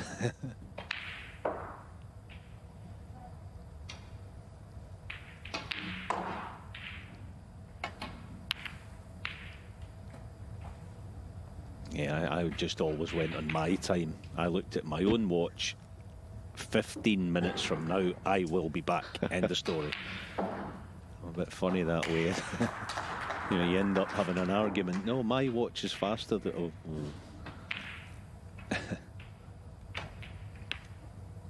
Of course, it's one of those arguments, if it ever ensues, that the referee will always be right. So you better be right in your own way in the first place. Kevin Dabrowski at the helm, of course, on table one this afternoon.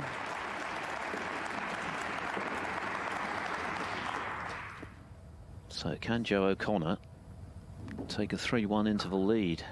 Really put the pressure on Mark Allen.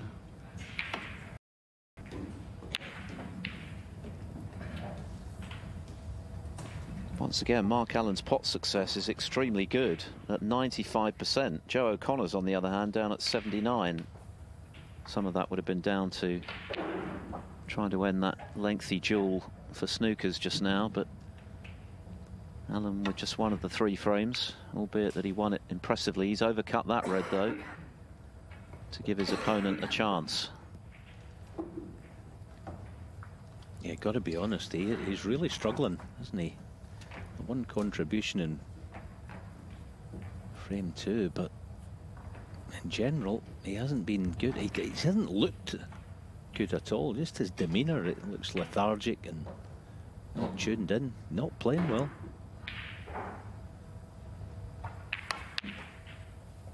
What? That was nicely struck right in the middle of the pocket.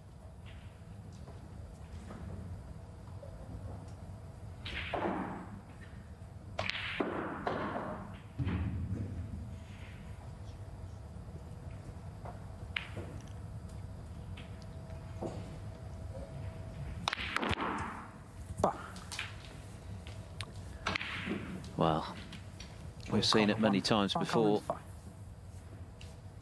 Into the pack, off the blue, and the red goes in as well. So that's a big reprieve for Mark Allen.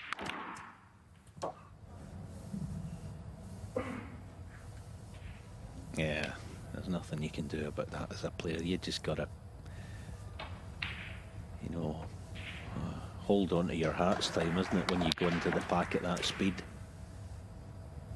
He played it the correct way. You just got to try as best you can, get back in your chair and think, right, okay, that's not my fault. And that's where I think O'Connor is strong. He's got a good temperament. He's not easily phased, even when things don't go to plan, and he's going to get another chance. And, well, there you go. Mark Allen, Mark Allen showing rare frustration these days, it has to be said.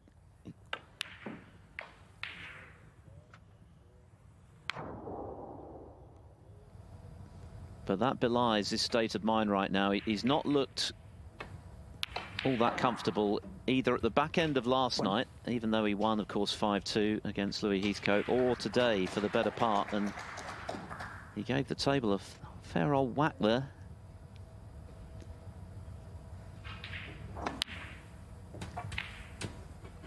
Maybe he needs to get angry. Perhaps that will help him. Yeah, he's absolutely blazing inside.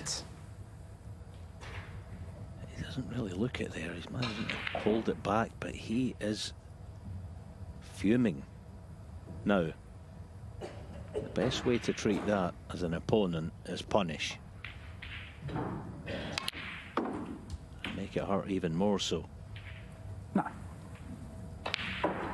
Yeah, that's something you won't see from Joe O'Connor. He's not built that way. But as I say, with someone like Mark Allen, maybe getting angry could actually be a tonic for him in the longer run. In the meantime, he's got to wait for another chance, of course, and hope that he's not 3-1 behind at the end of this visit, going into the mid-session break.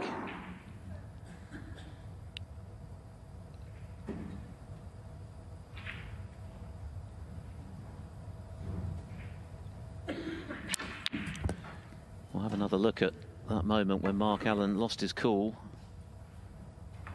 Given a chance to get back into the frame, but it immediately went wrong. And that would have hurt in more ways than one. Yeah, big time. I mean, I know it's self-inflicted, but I hope his hand's okay. I mean, it's his grip hand, isn't it? So let's hope he hasn't done himself a mischief.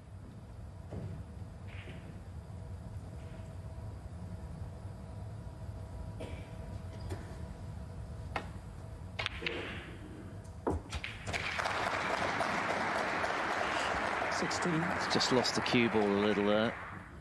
Yeah, you can see the redness on his knuckles. I'm not surprised. These snooker tables are made of solid wood. There's only one winner in that particular argument. And it's not Mark Allen's hand, but I'm sure now the red mist will be gradually evaporating. In the meantime, what can Joe O'Connor do to keep going?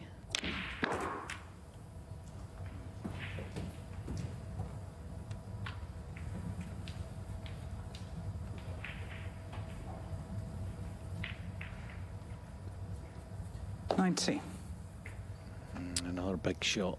Try and keep this going. Sit at the top of this match. Big fan of this wee fella, as we say in Scotland, but he's also got terrific tablecraft. There you see it there. That's just that is an awesome shot. It doesn't look it, but it's an awesome shot. If he can make good on it with one good cannon. 3-1 at the interval is within reaching distance here. One good shot. Superb. Very good indeed. It was just looking as though O'Connor might not make full capital from Mark Allen's miss pink, but in a couple of shots he's got himself back into a very strong position here.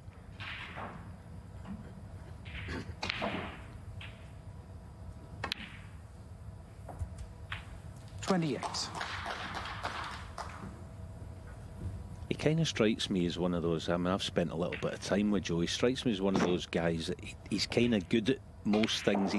He's clever at, certainly at snooker, he's incredibly clever. Like the way he plays, as I say, and he just kind of quite gifted, a gifted individual. 30.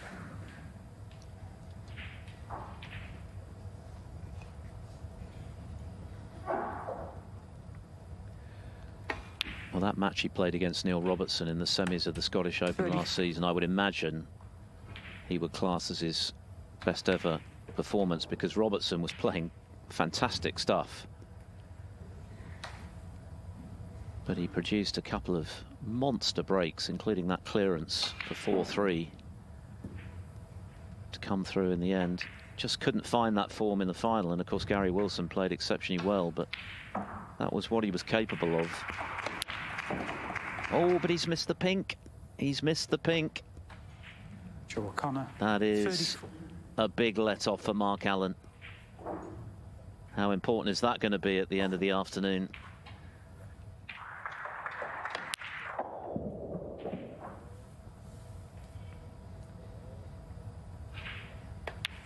So Allen with a chance to get those frustrations out of his system. There is an awkward red up the table, but that is a big opportunity miss from Joe O'Connor. He just wasn't quite accurate pace with the pink to see it drop.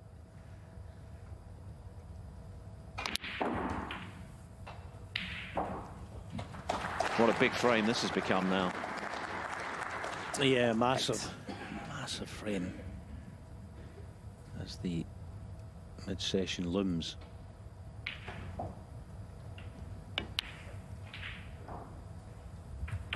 He missed the pink in the middle early on in that final, didn't he, against Gary Wilson, the Scottish Open 14 months ago or whenever it was. Did for him again there. Now, can Mark find a way to deal with the last red? It's in a good position if he wants to play a double. But what I think he will play here is twice across 16. the table with a cue ball for a half ball yellow or brown to bring it into play.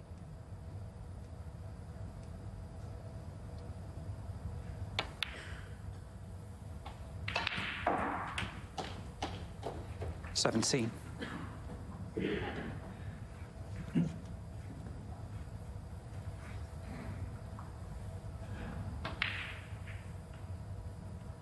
It's one of those, too straight in the brown and maybe too thin in the yellow. So is it going to be the double he's eyeing up?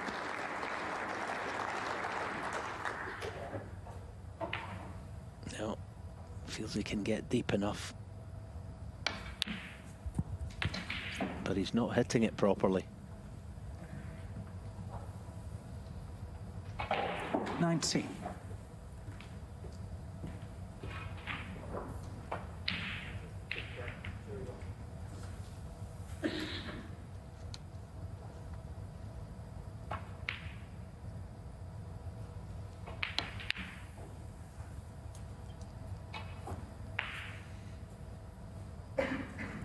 Mark Allen, 19.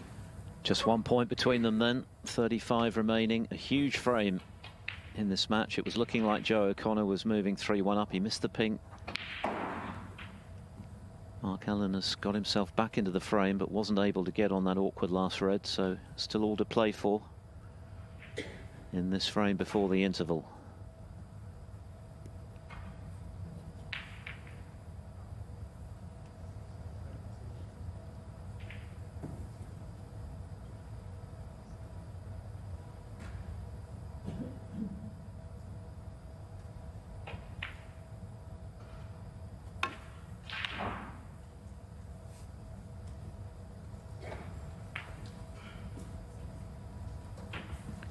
Looks like a red ball game, given that everything else is there waiting to be potted.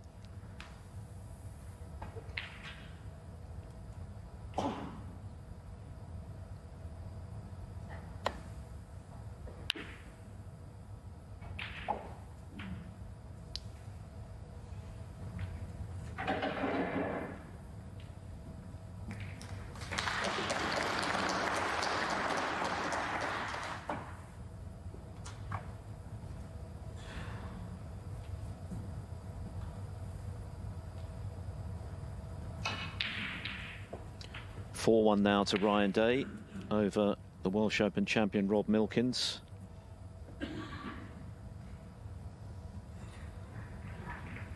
Breaks of 58 and 60 have helped the Welshman to go 3 up with 4 to play.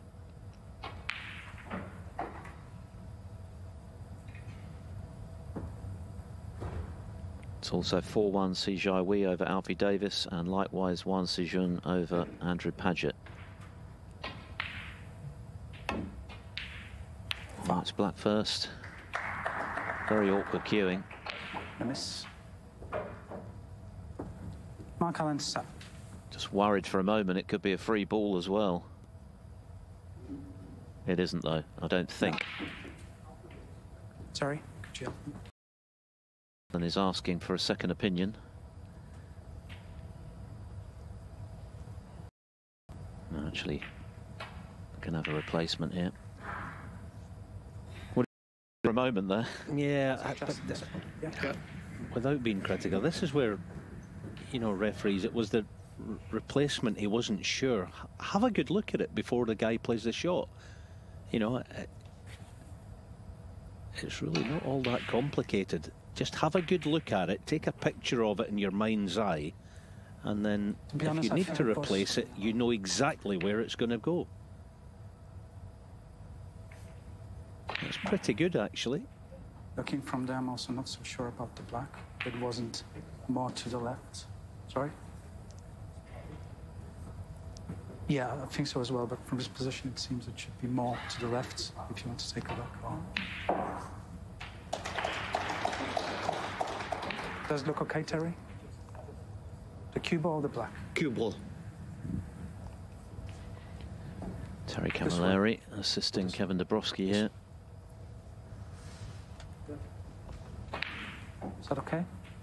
That's where the balls were. Looks bang on, actually. Yeah.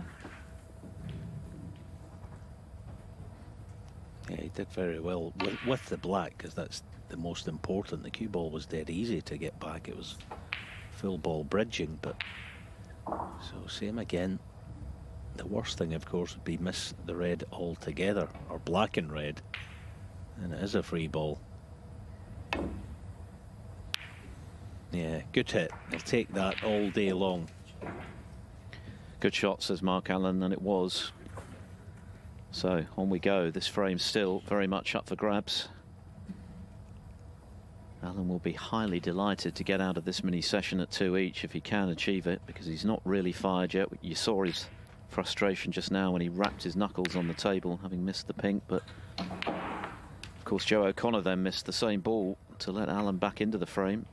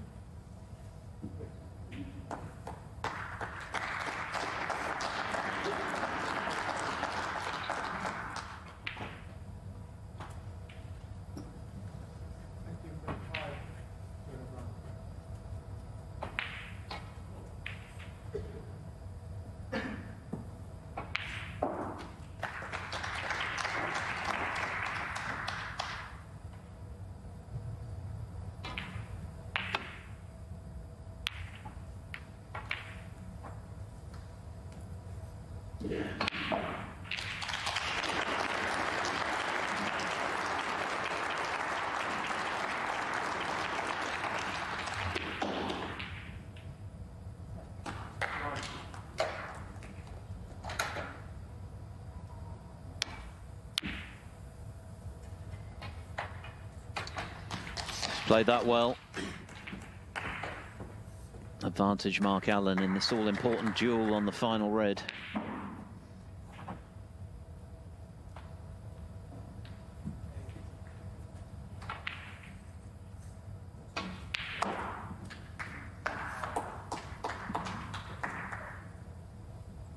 Yeah, tough hit.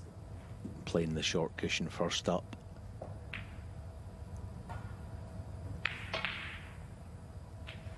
He's got to play it with pace, because cue ball down this end, he's going to leave it. Oh, that's superb. That is an amazing hit. Again, I said earlier, he's got so much tablecraft, as Joe. He's shown it there in abundance. That was brilliant.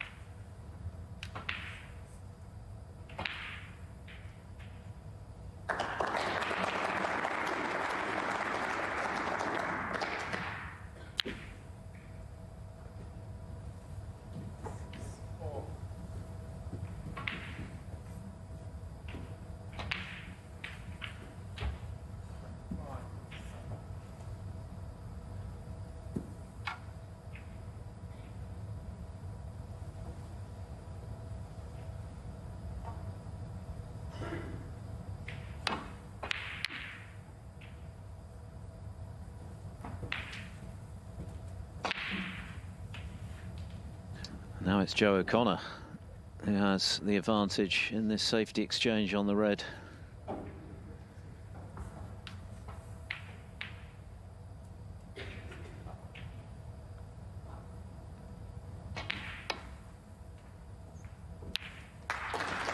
Another good hit though. Just saw the scoreboard in the match between Julian Leclerc and Jordan Brown. Leclerc going well. Former shootout finalist 3-1 up and on a break.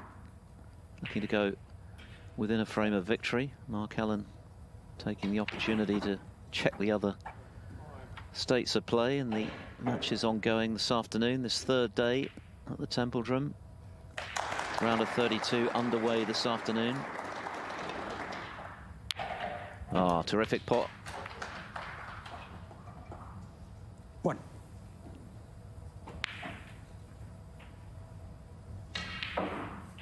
Yeah, that was a brilliant pot, hoping to slip round the back of the yellow, but that kiss has made things awkward now.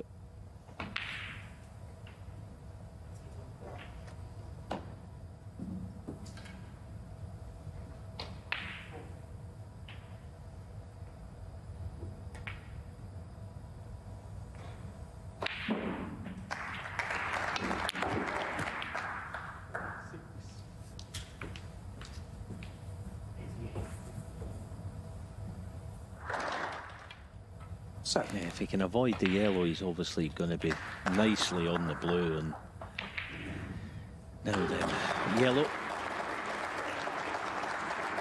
is virtually frame ball. If you can knock this in, the green is no problem.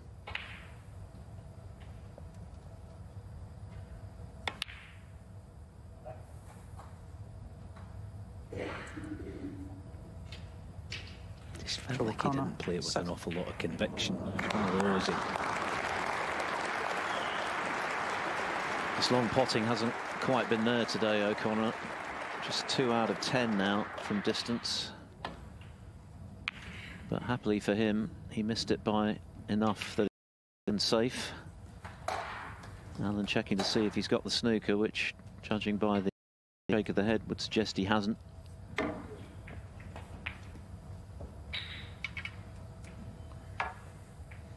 It's been quite a battle, this match, hasn't it? This frame now into its 25th minute. The average frame time over 30 so far, but what a vital frame it is.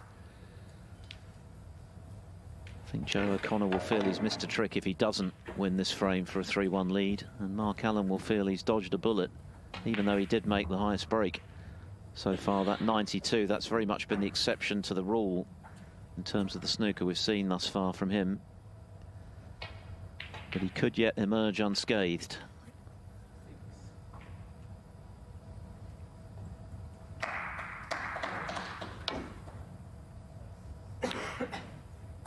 Oh, what a terrific pot that is from Mark Allen. Is that going to be a frame winner? Joe O'Connor will be reflecting on the pink he missed when he was looking good for 3-1 a few minutes ago.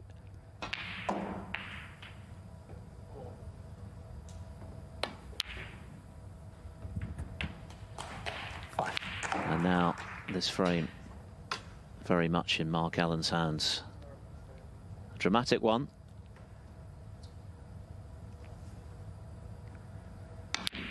Earlier we saw him in danger of breaking a knuckle when he showed his frustration at missing a pink into the left corner, but it was the pink that Joe O'Connor missed to the left centre that's proved more significant.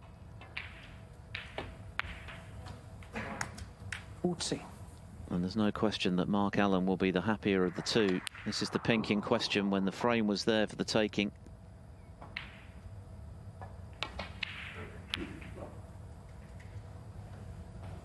But Mark Allen has shown his class, even though he struggled for most of the afternoon to clear to the pink and to emerge with a share of the spoils. He'll be highly delighted with that. He hasn't played anywhere near his A game, but he's not behind. That's the key. We're dead level at the interval at 2 frames all. 2 frames all. Not much doubt, though, that Mark Allen will be the happier of the two. We've talked about Joe O'Connor's excellent temperament. He's going to need to show that now. It would have been painful to lose the previous frame. He was looking good for 3-1, missed what was a relatively straightforward pink at pace into that left centre, and it came back to haunt him. But it was a nice little clearance from Allen nonetheless to get the frame 1 in the end.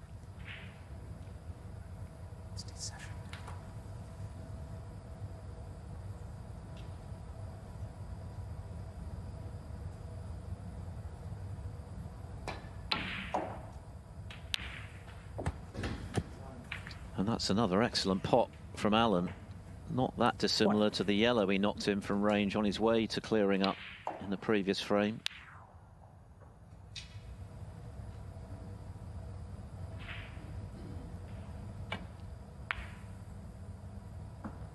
It's been a mixed bag, hasn't it, Alan, from Mark so far this afternoon. He made the fluent 92 in the second frame. In between, at times, he's looked a little tentative, but he was able to deliver when it mattered at the end of that fourth. Yeah, very much so. We said in his previous couple of matches here, bottle when it comes to crunch time isn't the problem. It's been lack of rhythm and a little bit of confidence. A couple of times in the match he's had chances like this to go in forcefully into the reds, and up until now that's been his way, trying to pick them off. Now, if he's the wrong side of straight on this, it's a bit awkward, but fortunately he's just about okay.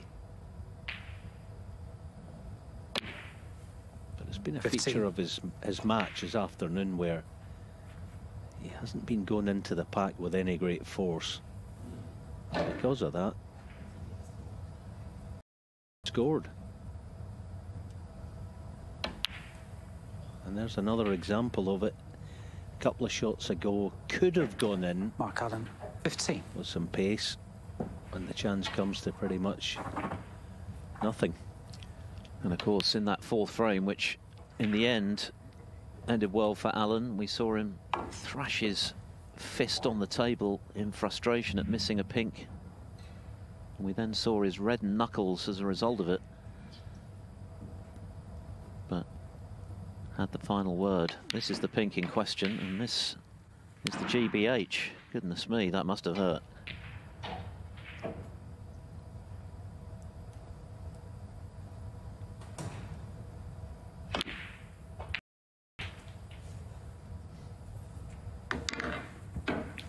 I must admit, I never. Not because I wasn't angry at times. I just don't think too much of my knuckles. Yeah, I tell you what, if it's not painful at the moment, it will be tomorrow. Meanwhile, O'Connor not really getting into the meat of the pack there in his attempt to open the reds. Cue ball has run away. 8. So it looks as though the miss black from Allen is not going to prove too significant.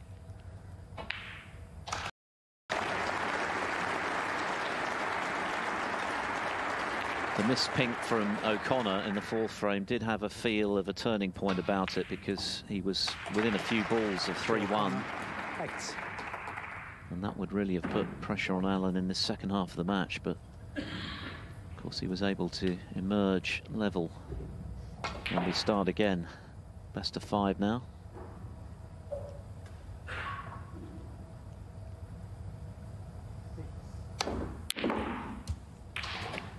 There's not been much wrong with his long game. He's knocked in some crackers, actually, Mark Allen. 6 out of 8 now. That's a very solid return. No position to go with it, but it was very good cueing nonetheless.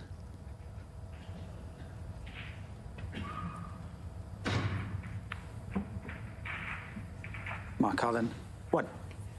Very difficult to roll up in order to get the snooker from that distance, from cue ball to green in this case.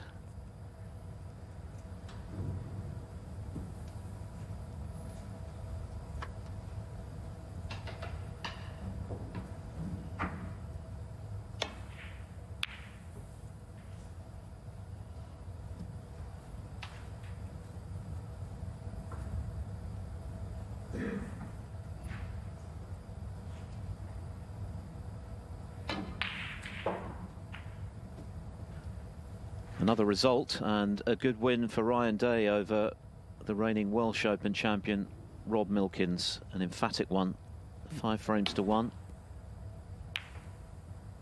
Rob hasn't been able to find the form of last season during this campaign so far, and Day has come through with something to spare.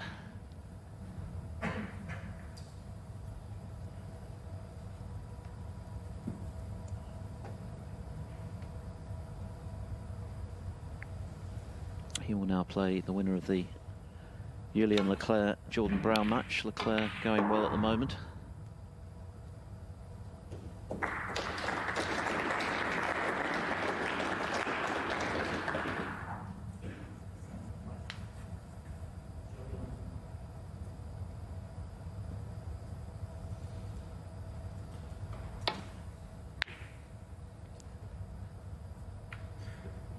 Leclerc currently 4-1 up on the former Welsh Open champ.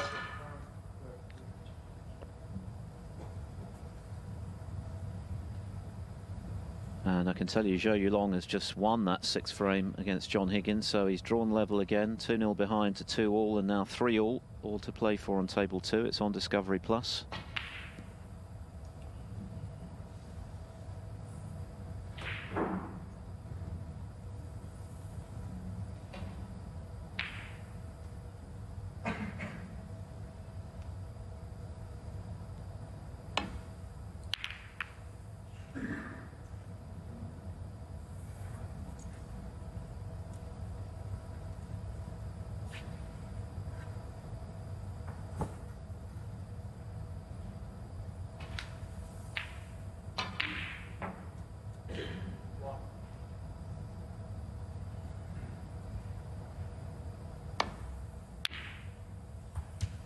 Yeah, that's much better. It's been noticeable. He potted a brilliant red earlier and lost the cue ball, but he wasn't even looking at the safety shot prior to it. And same again there. You know, all right, it's a standard shot to be playing it, but yeah, I think too often this afternoon he's a wee bit negative, which is not his way. It's not his best game.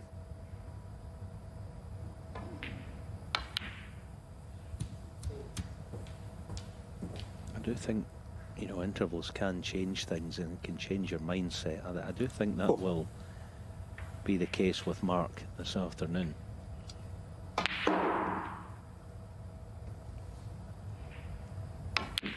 It was a real boost, wasn't it, to win that frame, because I'm sure sitting in his chair watching Joe O'Connor pot them, he would have thought, I'm going to be 3-1 behind with plenty of reparatory work to do on the other side of the interval, only for O'Connor to miss that pink, which led him back into the frame, and ultimately he made a nice little clearance to the pink to get out of that session at 2 each.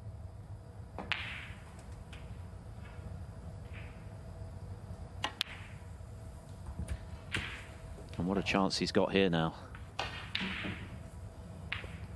to take the lead 12 for the first time this afternoon.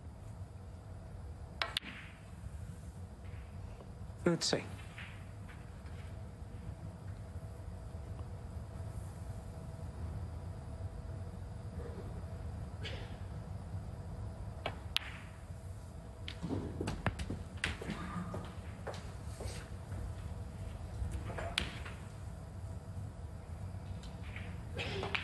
$20.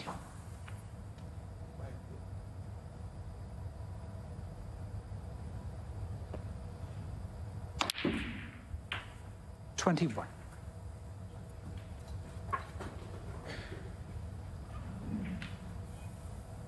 Yeah, this is a bit more like it. The standard stock holding cannon here.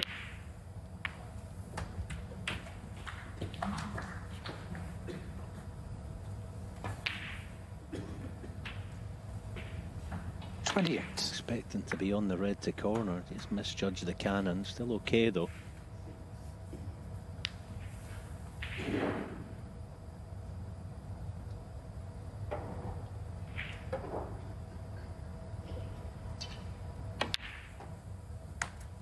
$29.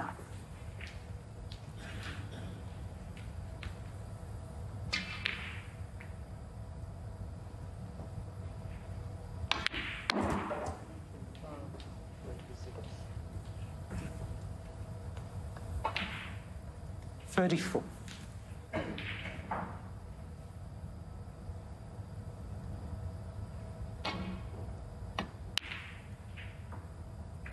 $35.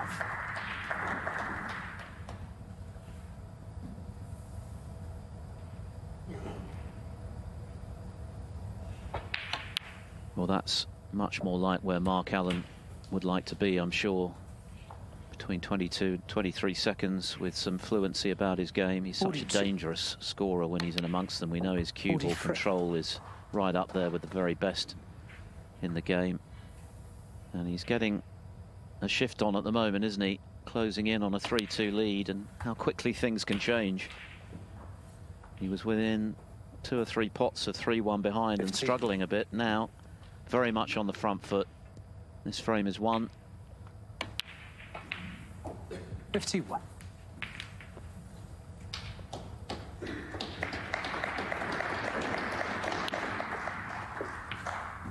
Yeah, I also think with Mark Allen, I've thought this the last couple of years with his change in style. When he plays 58. a bit more circumspect, his cue ball isn't as effective. When he plays quicker, he reminds me a little 59. bit of a player from yesteryear, a great player who, hidden in amongst his talent, is he had, in my opinion, had a brilliant cue ball, was Tony Drago. Yes, he played blindingly quick, but if you really studied his game, his 66. cue ball was magnificent. I think he only missed sometimes because he was too quick. I think Mark, when he plays at his more natural pace, his cue ball is better, and that was much 66. better. It certainly was a very eye-catching contribution from Mark Allen. Nothing pedestrian about that. 66, and by far and away the quickest frame of the afternoon goes the Pistols' way for 3-2. Mark Allen with his most fluent snooker of the afternoon. A quick fire 66 from the pistol to go with the 92 he made in the second frame. And having been 2-1 and very nearly 3-1 behind, he's now for the first time this evening, or this afternoon, in front. Although it is kind of getting towards early evening, coming up to 20 to 5 UK time. 20 to 6 local time here in Berlin. And of course the evening session coming up from 8 o'clock local with Judd Trump up against Matthew Selt on table 1. That's our commentary match.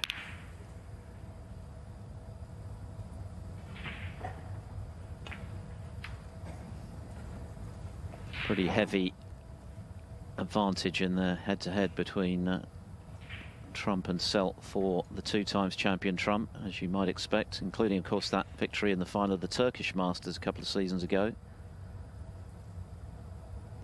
But Selt has had some good wins of late. He beat Ali Carter at the UK Championship, former ranking event winner in Kochi in India, so that'll be an interesting one. A lopsided win for Selt over Martin O'Donnell by whitewash, so he's clearly feeling good about his game. Shake of the head from O'Connor. That's about as much emotion as you'll get out of him,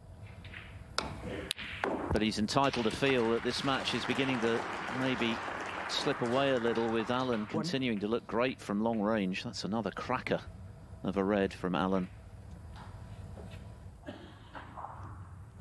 It's 9 out of 11 now from distance. That's outstanding, and a lot of them have been as good as that. But it feels at the moment, Alan, as though this match has turned on that miss pink in frame 4 from O'Connor.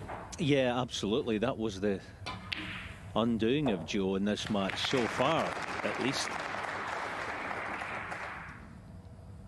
I'll try and regroup, because I just get the feeling that Mark Allen is slipping into a little bit of form now that we're into the second half of it, although his cue ball again has just let him down there. I think that's a good sign. Quickly going and playing the brown.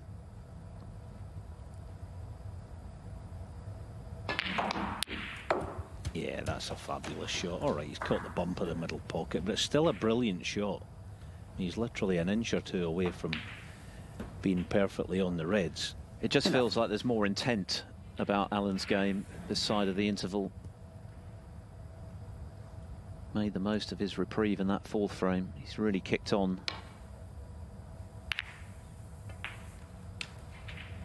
And he didn't flinch in taking that red on, but it wasn't easy, and he has left a chance here for O'Connor. This is the brown. A little bit unlucky to catch the jaw there. Nevertheless, O'Connor with a chance, and he needs to regroup himself, because he's seen what looked like being a position of strength in this match evaporate. Now he's got to try and get level himself, get himself back into it.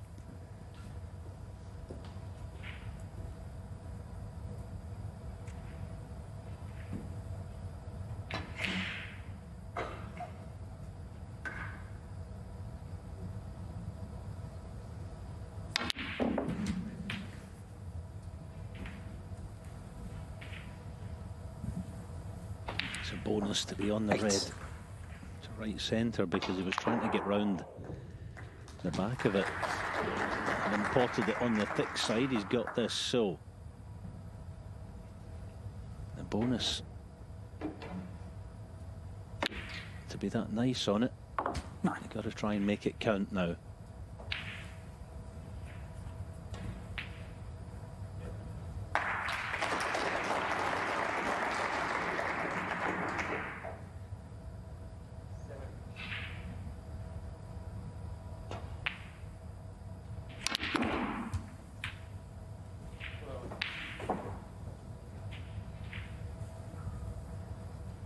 Tremendous effort, about as good as he could have expected. Well, to get the cue ball away from the cluster.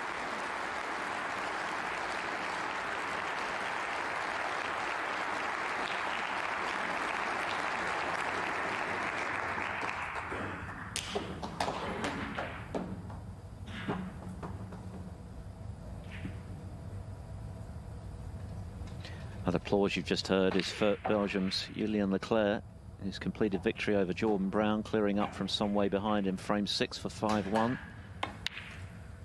No. That's an area of Joe O'Connor's game that has not fired this afternoon. 16. He's been missing the longer range pots by quite a distance. Just 2 from 10.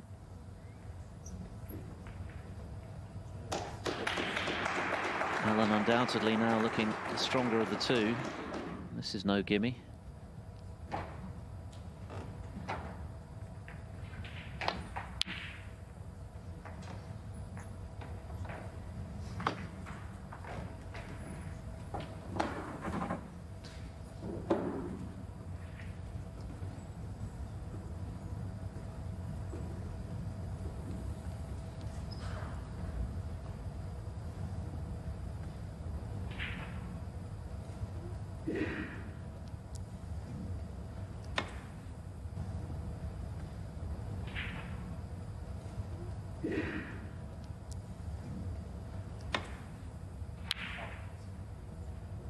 And again, some way off.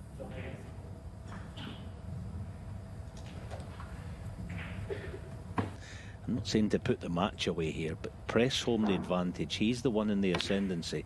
Brilliant shot. One. This is the chance to really make Joe hurt in the chair there. He's hurting enough as it is.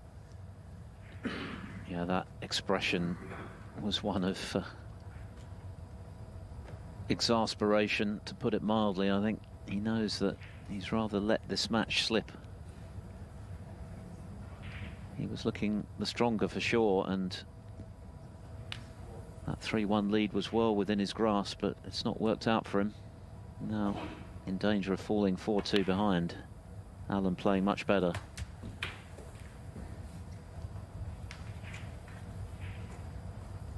A couple of times in the match so far, he's refused to go into the pack heavily off a colour.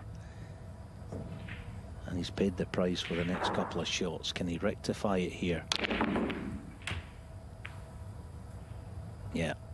It's funny, isn't it? When you take the bull by the horns, sometimes it just pays off for you. You know, get the reds in the open, you're chancing your arm a little with position, but when it pays off, you leave this kind of chance. And a great one to get to 4-2.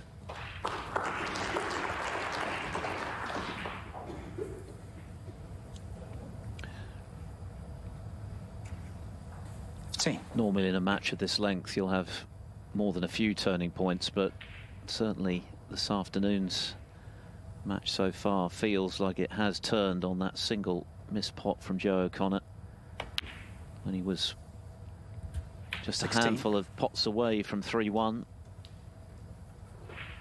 This is the pink in question.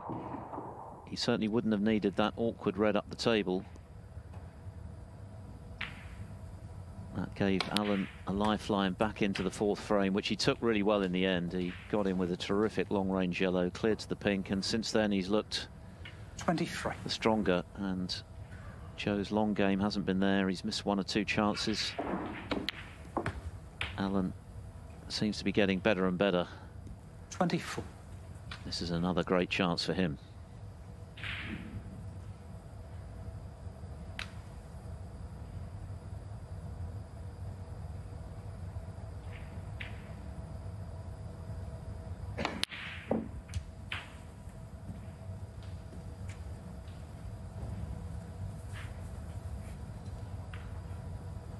$31.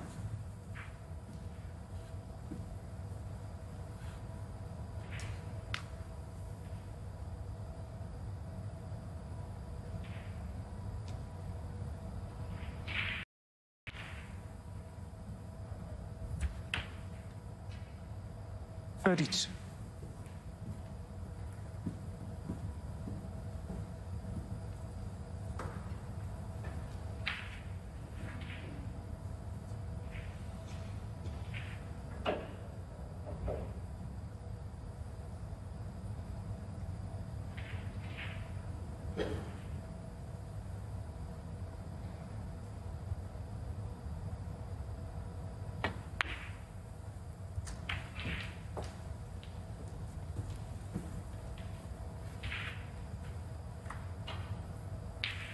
37.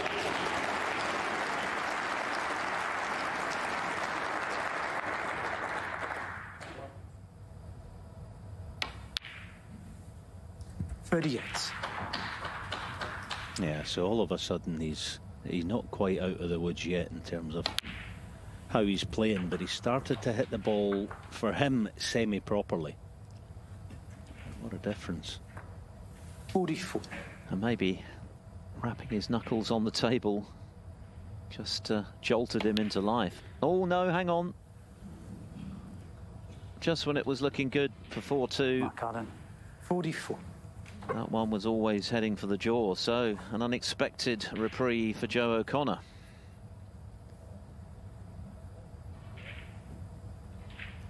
That's what Mark Allen thinks of it. Shake of the head, arms crossed. Now,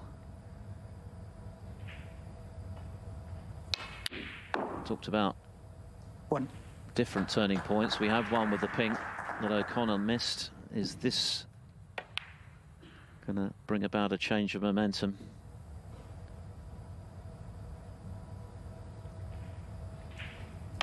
Yeah, the worst thing about that miss, it's not one of those we go, I've just taken my eye off it. He didn't. Concentration in the shot. There's just a wee bit of a flaw in his technique, and he'll feel that. That is a concern. To miss that, I mean, that is an absolute sitter of a miss, under no pressure. And he missed it by quite some margin for how easy the shot was. With a 4-2 lead, well within his sights. Let's have another look at it, but you knew the moment he hit it that wasn't finding the pocket. Even so, pressure on O'Connor to make this reprieve count for something. There's plenty of work for him to do yet, not least that red 8. Up the table. But an opportunity he wouldn't have expected to get.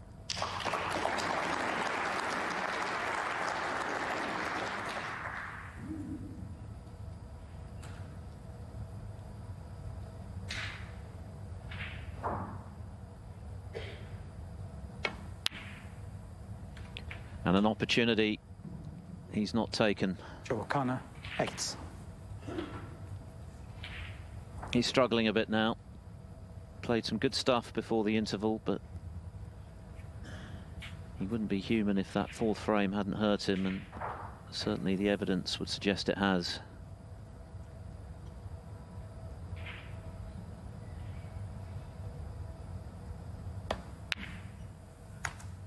One. 32 the lead, so this pink and one more red would be enough for Allen.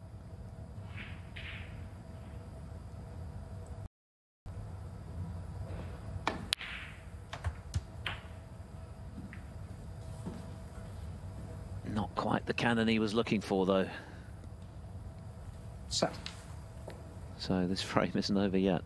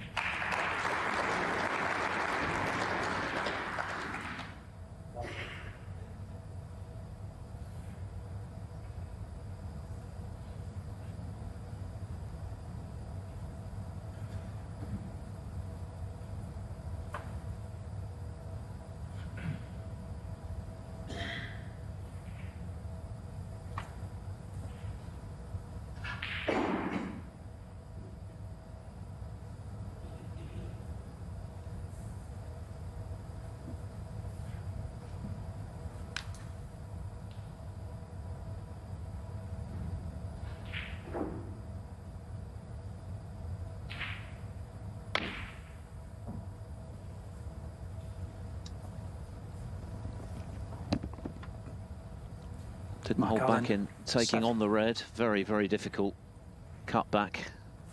Now, has he covered it?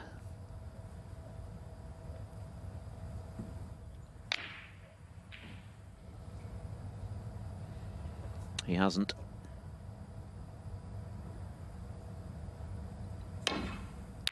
Well, this is another gigantic frame now. Mark Allen looked to win it. before he missed to the left centre.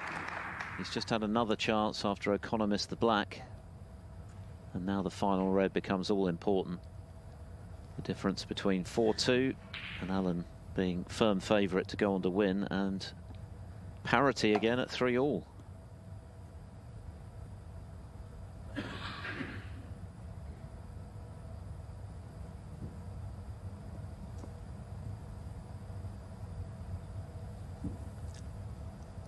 Might be the case that the blue's just stopping him dropping close in behind the red.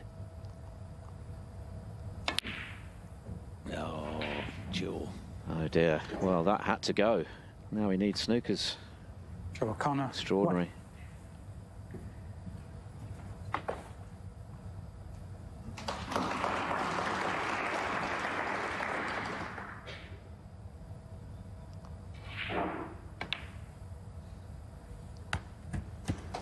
One.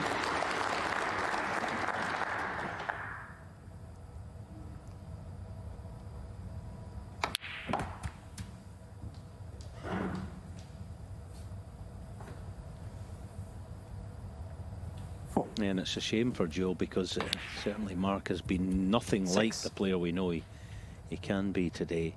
I mean, the fact that the way that he went for that second last red is a sign to me, at least, that he doesn't know where he is with his game.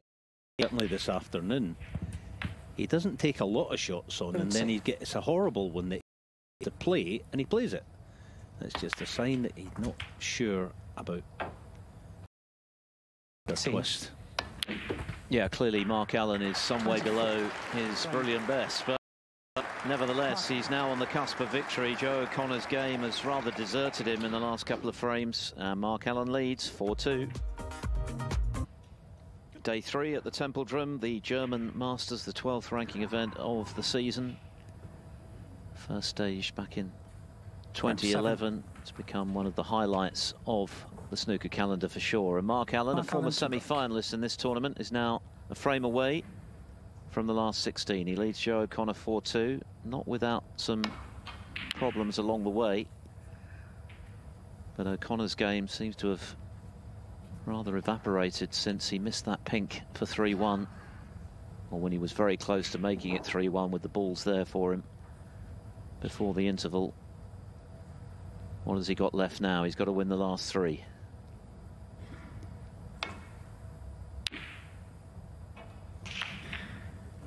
Double kiss. Not what he needed at the start of this frame.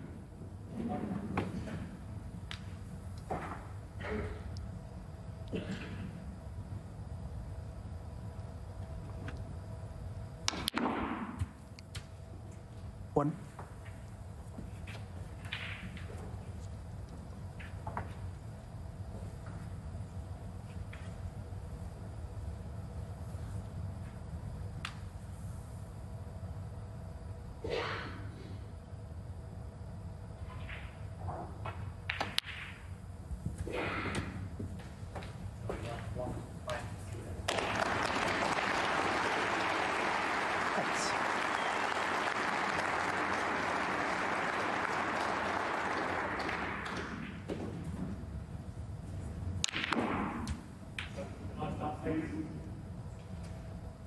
That's a bit more like it.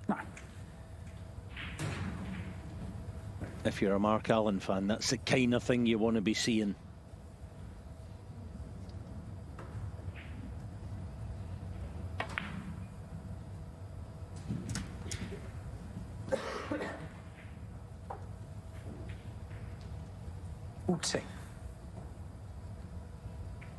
Just the 2 outstanding matches now in this afternoon session. John Higgins and Zhou Yulong level at 3-all.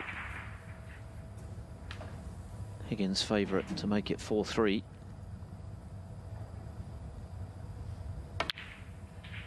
Mark Allen hoping to close things out, and indeed Higgins has just clinched that 7th frame. That was the applause you heard. Can Allen be clinical? So often he is at the sharp end of a match. We saw that in the first round against Manasarwin when he made a century in the decider. Certainly didn't hold back in going into the pack there, but is he out of luck? at first glance, nothing easy for sure. Maybe there's a red there. Into the right corner. Yeah, I think he does have one. It's mighty thin, but it is on. I kind of nod there thinking, yeah, that's what I was expecting, but he's fine if this red goes in. That's a beautiful shot. That really is. And that, as I say, if you're a Mark Allen fan, it's what you want to see. Get into the reds with force at the first port of call. And because of the talent that he has, you find yourself in this sort of position. There's no question that when Allen 25. finds something approaching his best form, and we've seen glimpses of that since the interval, he is a handful for anyone. He's won 5 titles in the last season and a half, remember. Player of last 24. season. UK champion, World Grand Prix champion, retained his Northern Ireland Open title and made the semis of the Crucible for only the 2nd time in his career. And this season, a big invitational that he bagged for the loss of only 8 frames in 4 matches, the champion of champions. 31. And of course, the shootout, which, whatever you think about it, was very important for Allen because it bagged him 50,000 ranking points. 32. And got him back into the World Grand Prix. More importantly, has got him up to 13th place coming into this event on the 1-year list. So nicely placed now with the remaining Players Series events coming up in February and March, as he builds up for another assault on that elusive World Championship.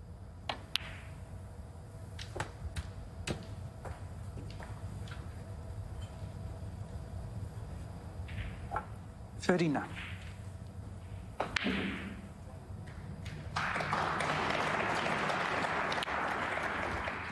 One thing I do wish I had when I was a player, and I'm not just saying this, is I wish I had the Discovery Plus app. It's a brilliant thing for players, and I'm sure they do. A lot of them, they go back and watch their matches. You get all the qualifying, all that sort of stuff on it. You just watch back some of your games and the shots you play, and sometimes the ones you didn't play.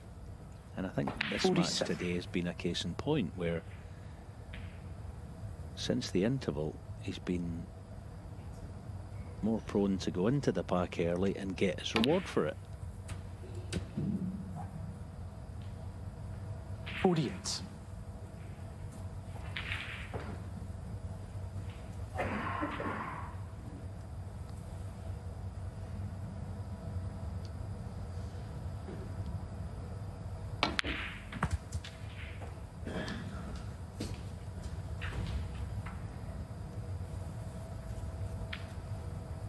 $53.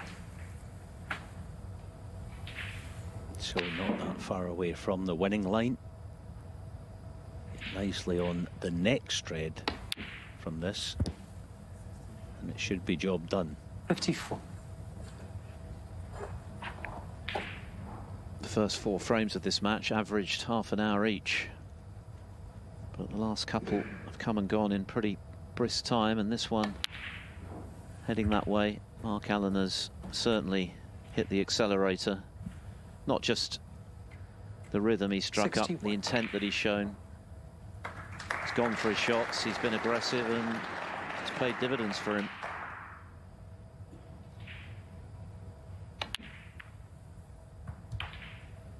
$62. And so, this black is match ball.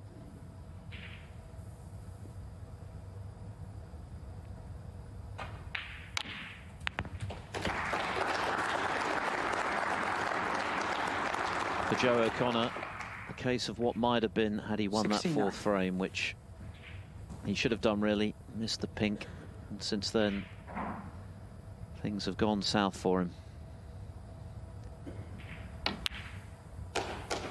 But for Mark Allen with that red, it's definitely going to be another round of 16 appearance here at the German Masters. Former semi-finalist a couple of years ago, but I'm sure designs on a lot more than that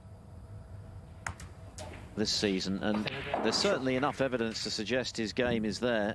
It's just a question of finding it maybe a bit more often. He'll have to raise his 70 game, but he's more than capable. Zhou Yulong or John Higgins next for him.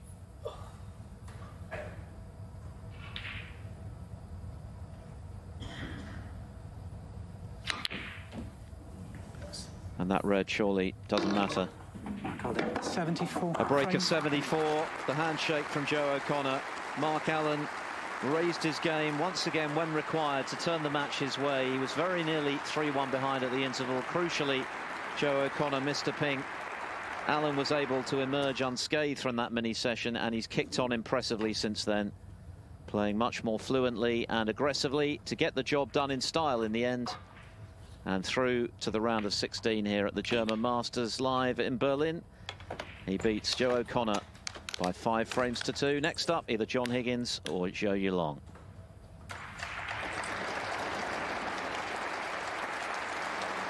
So John Higgins or Zhou next for Allen, who takes the applause of the crowd. They're, of course, still going over on table 2. Higgins having just edged 4-3 in front and back at the table by the looks of things in the frame he hopes will carry him to a showdown with the pistol.